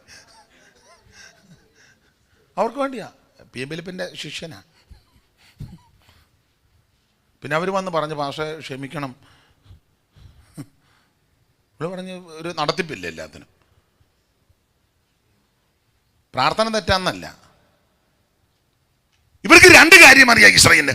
ഒന്ന് കുഴയ്ക്കാൻ അറിയാൻ, 2 കടിക്കാൻ അറിയാൻ. യുദ്ധം ചെയ്യാൻ അറിയത്തില്ല. ആത്മീക യുദ്ധം. നമുക്കൊരു ആത്മീക യുദ്ധമുണ്ട്, നമുക്കൊരു എതിരാളിയുണ്ട്. അത് ബന്ധുക്കളും ചാർച്ചക്കാരും അയലത്തുകാരും മനുഷ്യരാരുമല്ല, പിശാച്. നമ്മുടെ വൈരിക ശത്രുവാകുന്ന പിശാച്, അവനോടാണ് നമുക്ക് യുദ്ധം. ആ യുദ്ധം നടക്കുന്നത് പ്രാർത്ഥനാ മുറിക്കകത്താണ്. ആത്മാവിൽ പോരാടി പ്രാർത്ഥിക്കണം. പൗലോസ് പറയുക, സകല പ്രാർത്ഥനയാലും യാചനയാലും 7 നേരത്തും ആത്മാവിൽ പോരാടി പ്രാർത്ഥിക്കണം. ഇവർ പെറുപിറുക്കുന്നത് അത് ദൈവത്തിന് ഇഷ്ടമല്ല, അതുകൊണ്ട് ഇവരെ തെള്ളിക്കിട്ടത്. ആ ഭാഗമൊന്നും അധികം വിവരിക്കുന്നില്ല, ദൈവത്തിന്റെ ഭാഗത്തെ സമയത്തെയും ഭയപ്പെടുന്നല്ലോ. ഒന്ന്, ഇവർ ബാൽപെയോറിനോട് ചേർന്നു, അതുകൊണ്ട് തെള്ളിക്കിട്ടു. 2, ഇവർ മനോഹര ദേശത്തെ നിരസിച്ചു, അതുകൊണ്ട് തെള്ളി കിട്ടു. 3, ഇവര് കൂടാരങ്ങളിൽ വെച്ച് പിറുപിറുത്തു. 12 സ്ഥലത്ത് വെച്ചാണ് ഇവര് പിറുപിറുത്തത്.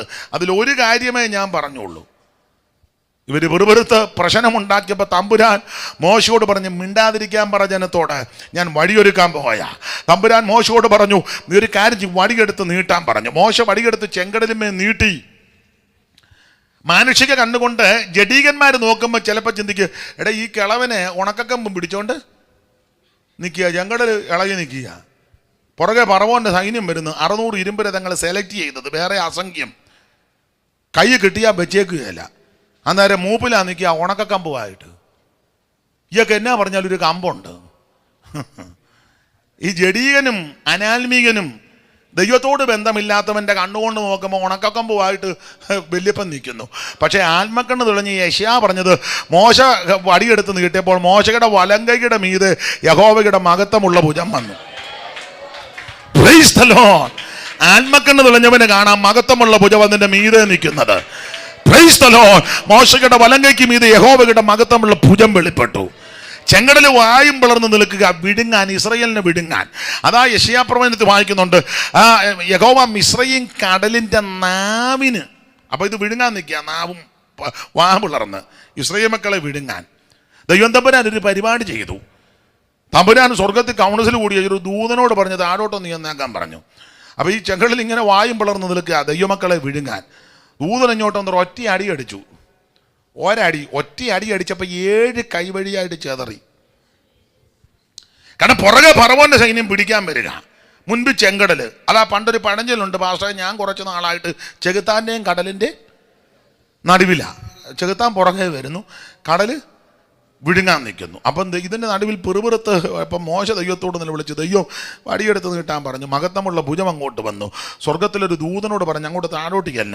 കാരണം അവൻ ദൂതന്മാരെ തൻ്റെ അഗ്നിയാലിക തൻ്റെ ശുശ്രൂഷകന്മാരും ദൂതന്മാരെ കാറ്റുകളെ തൻ്റെ ദൂതന്മാരാക്കുമെന്ന ഉഷ്ണക്കാറ്റടിപ്പിച്ചെന്ന ആ വചനത്തിൽ ആ കാറ്റ് ദൂതനാ. കോടി ദൂതന്മാരുണ്ട്, ശക്തിയും ബലവുമേറിയ ദൂതന്മാർ. ഒരു ദൂതനോട് പറഞ്ഞ് താഴോട്ടിക്കല്ലാൻ, ഒരു ദൂതൻ അങ്ങോട്ട് താഴോട്ടിക്കെന്ന് വാ പിളർന്ന് നിന്ന വൈരിക്കട്ട് ഒറ്റയടി അടിച്ചപ്പം 7 കൈവഴിയായിട്ട് ചെതറുക മാത്രമാണോ, ചെരുപ്പ് നനയാതെ മറുകര കയറ്റി. നിങ്ങളാണ്ട 13-ാം അധ്യായത്തിന്റെ 15 വായിച്ചേ. യെശയ്യാ പ്രവചനം 13:15 വേഗത്തിലൊന്ന് വായിച്ചേ മോളെ, സമയമായി നിർത്താം. 13:15 ആ താളിഞ്ഞോട്ട് മറിക്കുമ്പോൾ ഇടത്ത് വശത്ത് ആ 2ാമത്തെ ഭാഗം. കണ്ടുകിട്ടുന്നവനെ ഒക്കെയും കുത്തിക്കൊല്ലും. വായിച്ചേ, എനിക്ക് തെറ്റിയതാണ്.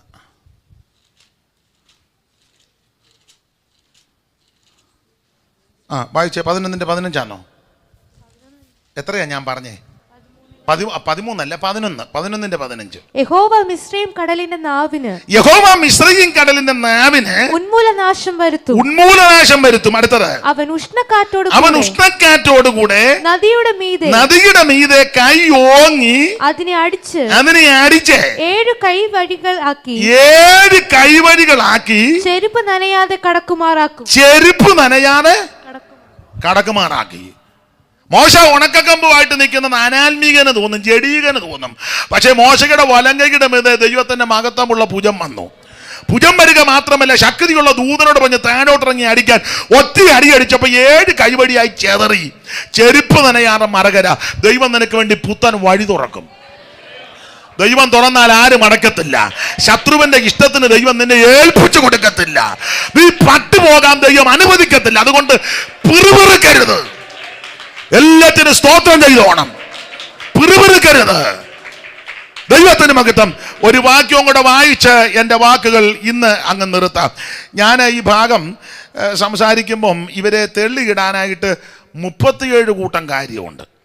അതിൽ ഇപ്പം 3-4 കാര്യമേ പറയുന്നുള്ളൂ.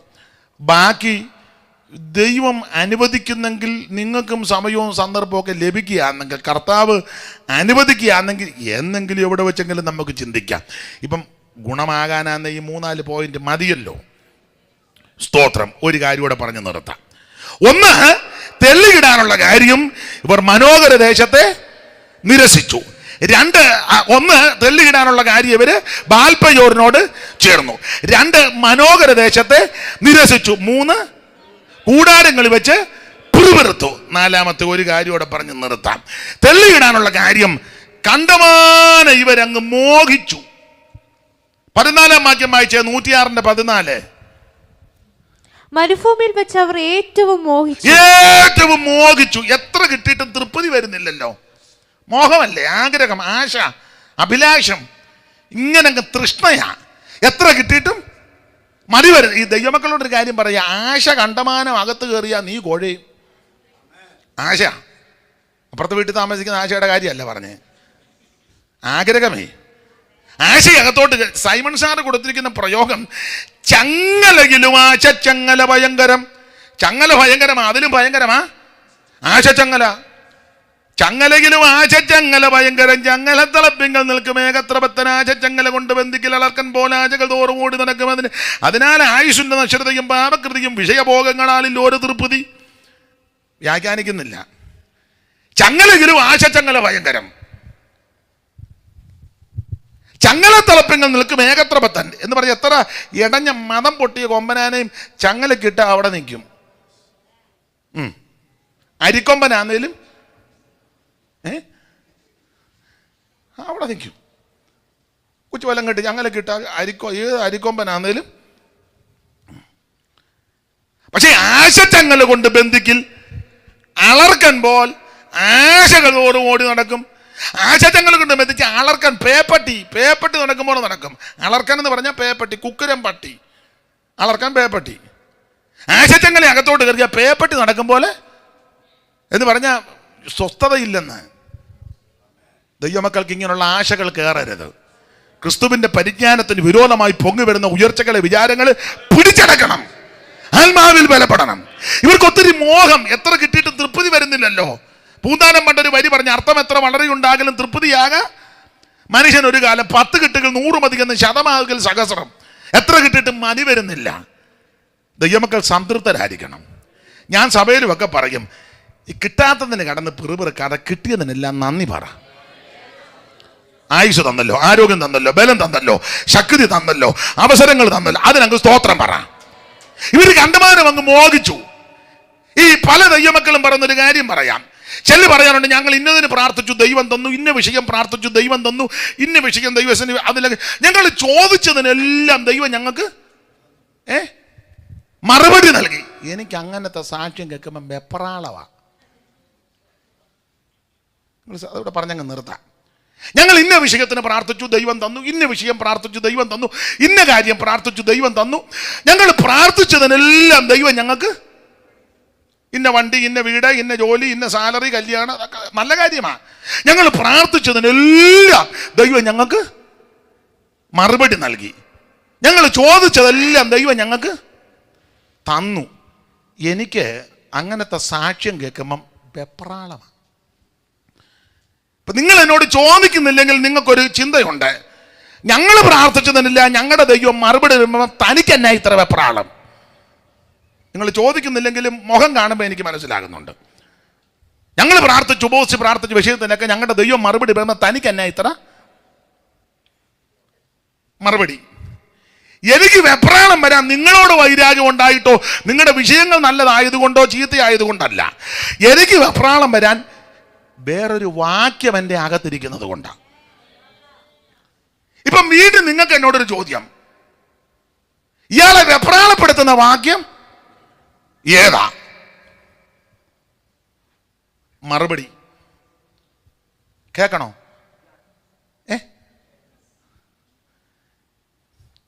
ഞങ്ങൾ പ്രാർത്ഥിച്ച വിഷയത്തിനൊക്കെ ഞങ്ങൾക്ക് ഞങ്ങളുടെ ദൈവം മറുപടി വരുമ്പോൾ തനിക്ക് ഇത്ര വെപ്രാളം. എനിക്ക് വെപ്രാളം വരാൻ കാര്യം വേറൊരു വാക്യം എൻ്റെ ഹൃദയത്തിൽ മതിക്കുന്നു. അപ്പം നിങ്ങളുടെ ചോദ്യം, ഇയാളെ വെപ്രാളപ്പെടുത്തുന്ന വാക്യം ഞങ്ങളോടും കൂടെ പറയാം. മോള് വായിച്ചേ 15-ാം വാക്യം വായിച്ചോ. 106:15. എല്ലാവരും ഇങ്ങോട്ട് ഇത് കാണിക്കരുത് മോനെ, ഇപ്പം ഇത് കാണിക്കരുത്, ഇത് വേറൊരു വാക്യം, അത് കാണിക്കണ്ട, ഞാൻ പറയുമ്പോൾ കാണിച്ചാൽ മതി. മോള് വായിച്ചേ 15-ാം വാക്യം. അവർ അപേക്ഷിച്ചത് എല്ലാവരും ഇങ്ങോട്ട് നോക്കിയേ. അവരപേക്ഷിച്ചത് അവൻ അവർക്ക് കൊടുത്തു. ഇങ്ങോട്ട് നോക്ക്. കമന്ന് കിടക്കാതെ ഇങ്ങോട്ട് നോക്കുന്നു. യോഗം നിർത്താൻ പോവുക. അവരപേക്ഷിച്ചത് അവൻ അവർക്ക് അങ്ങനെയാണല്ലോ ഇപ്പം ഇന്ന വണ്ടി വണ്ടിയുടെ കളർ വരെ വെച്ചാ പ്രാർത്ഥിക്കുന്നത്. നല്ല കാര്യമാണ്. അതിന് ഗർഭം ധരിക്കുക എന്നൊക്കെയാ ഉപദേശങ്ങളൊക്കെ വന്നത്. ഒരു വീട് വേണേ ഇത്ര ബെഡ്റൂം, അതൊക്കെ എഴുതി വെച്ച് വരച്ച് വെച്ച് പ്രാർത്ഥിക്കണം. ഞാൻ എതിരല്ല, നല്ലതാ. കല്യാണം അമേരിക്ക തന്നെ വേണം, ആയിക്കോട്ടെ, സൂക്ഷിച്ച് അങ്ങനെ വന്നു. ജോലി ഇന്ന ജോലി എഴുതി വെച്ച് കിട്ടി. സാലറി 5 അക്ക നമ്പർ സാലറി, ഓക്കെ, നല്ലത്, 6 അക്ക വായിക്കോട്ടെ, എല്ലാം കിട്ടി. അതാ അവിടെ വായിക്കുന്നത്. അവരപേക്ഷിച്ചത് അവൻ അവർക്ക് കൊടുത്തു. നോക്കിയേ, അവരപേക്ഷിച്ചത് അവൻ അവർക്ക് കൊടുത്തു. നല്ല വിടുതലിന്റെ സാക്ഷ്യം. ഈ സാക്ഷ്യം കേൾക്കുമ്പോൾ പാസ്റ്റർമാരും പറയും, കരമുയർത്ത് ദൈവത്തെ സ്തുതിച്ചാട്ടെ, ഹല്ലേലൂയ, ഒരിക്കൽ കൂടെ ഹല്ലേലൂയ. ആ ദൈവദാസൻ, ആ ദൈവദാസിക്ക്, ആ സഹോദരന്, സഹോദരിക്ക് അവർ പ്രാർത്ഥിച്ചതിന് ദൈവം മറുപടി കൊടുത്തതിനായി നല്ല കാര്യം. അവരപേക്ഷിച്ചത് അവൻ അവർക്ക് കൊടുത്തു. അടുത്ത വാക്യവും കൂടെ വായിക്കണം. അതാ വെപ്രാളം. എങ്കിലും അവരുടെ പ്രാണന് ക്ഷയം അയച്ചു. അതാ വെപ്രാളം. അവരപേക്ഷിച്ചത് അവൻ അവർക്ക് കൊടുത്തു. ചേർത്ത് വായിക്കണം. എങ്കിലും അവരുടെ പ്രാണന് അവൻ ക്ഷയം അയച്ചെന്ന്. അതാ എനിക്ക് വെപ്രാളം. എന്നെ കേൾക്കുന്ന മാന്യ സഹോദരി സഹോദരന്മാരെ, ദൈവദാസന്മാരെ, ഒരു കാര്യം വചനത്തിന്റെ വെളിച്ചത്തിൽ പറയാ. നീ പ്രാർത്ഥിച്ചതിനല്ല മറുപടി കിട്ടിയില്ലെങ്കിലും നിന്റെ പ്രാണൻ ക്ഷയിക്കാത്തതാ നല്ലത്. നീ ചോദിച്ചതിനെല്ലാം മറുപടി കിട്ടിയില്ലെങ്കിലും നിന്റെ പ്രാണനം ക്ഷയിക്കാത്തതാ നല്ലത്. വേണമെങ്കിൽ ഇനി പ്രാർത്ഥിക്കുമ്പോൾ ഒക്കുന്നെങ്കിൽ ഇങ്ങനെ ഒന്ന് പ്രാർത്ഥിയിര്. ഒക്കുന്നെങ്കിൽ എന്റെ കർത്താവേ, എന്റെ പ്രാണന് ക്ഷയം വരുന്നൊന്നും എനിക്ക് വേണ്ട. ഒന്നുകൂടെ തെളിച്ച് പറയാ, എന്റെ ആത്മീകത്തിന് ഭംഗം ഉണ്ടാക്കുന്ന ഒന്നും എനിക്ക് വേണ്ട. ദൈവദാസന്മാരോട് പറയാ, ശുശ്രൂഷയ്ക്ക് ഭംഗം ഉണ്ടാക്കുന്ന ഒന്നും നമുക്ക് വേണ്ട. കൂട്ടായ്മയ്ക്ക് ഭംഗം ഉണ്ടാക്കുന്ന ഒന്നും വേണ്ട. അത് വീടാന്നേലും വണ്ടിയാന്നേലും വസ്തുവാന്നേലും ജോലിയാന്നേലും അയാൾ പൊസിഷൻ ആന്നേലും എന്റെ ആത്മീകത്തിന്, ശുശ്രൂഷകൾക്ക്, ആരാധനയ്ക്ക്, കൂട്ടായ്മയ്ക്ക് ഭംഗം ഉണ്ടാക്കുന്ന ഒന്നും നമുക്ക് വേണ്ട.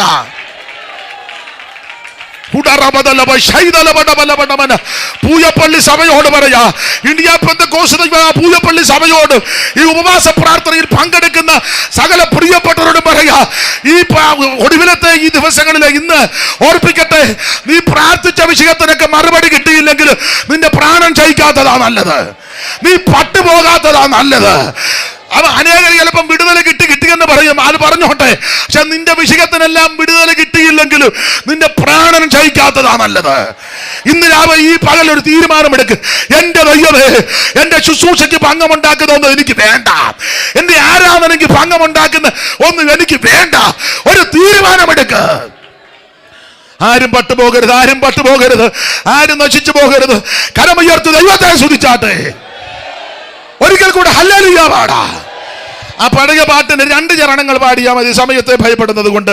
അടുത്ത ദിവസമൊക്കെ ദൈവദാസന്മാരിൽ കൂടി വിലപ്പെട്ട വചനങ്ങൾ കേട്ട് ആത്മാവിൽ ബലപ്പെടുവാൻ അവസരം ദൈവം തരട്ടെ. 2 ശീല് പാടാം. മനോഹരമായ കനാൻ ദേശമേ, മനോഹരമായ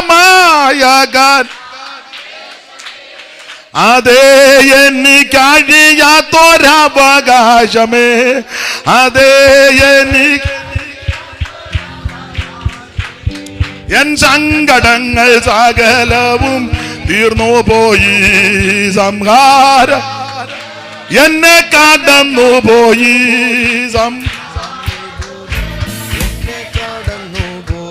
ആനന്ദമേ പരമാനന്ദമേ, ആനന്ദമേ പരമാനന്ദമേ, കാനാൻ ജീവിതം എനിക്കാനന്ദമേ, കാനാൻ ജീവിതം എനിക്കാനന്ദമേ, എൻ സങ്കടങ്ങൾ സംഹാരദൂതൻ എന്നെ കടന്നുപോയി, സംഹാരദൂതൻ എന്നെ കടന്നുപോയി. ഒരിക്കൽ കൂടെ ഹല്ലേലൂയ പാടാം. ഇന്നലെ പകലും വൈകിട്ടും ഇന്നേ പകലും ഇവിടെ വന്ന് ശുശ്രൂഷിപ്പാൻ ദൈവം കൃപ നൽകി ക്ഷണിച്ച ബഹുമാന്യ കർത്തദാസനും സഭയ്ക്കും നന്ദി. ഓർക്കുന്ന സമയം എളിയവനെയും കുടുംബത്തെ ശുശ്രൂഷകളെ ഓർത്ത് പ്രാർത്ഥിക്കണമെന്ന് ഒരിക്കൽ കൂടി അപേക്ഷിക്കുന്നു. എല്ലാവരോടും അപേക്ഷിക്കുന്നു. കർത്താവിൻ്റെ വരവിനായിട്ടൊരുങ്ങാം. ദൈവമാരെ മരുഭൂമിയിൽ തള്ളിയിടാതെ എല്ലാവരും അങ്ങ് നിത്യതയിലെത്തുവാൻ ദൈവം കൃപ നൽകട്ടെ എന്ന് ആശീർവദിച്ചും പ്രാർത്ഥിച്ചും എൻ്റെ വാക്കിൽ നിന്ന് വിരമിക്കുന്നു. ദൈവം നിങ്ങളെ എല്ലാവരെയും അനുഗ്രഹിക്കുമാറാകട്ടെ.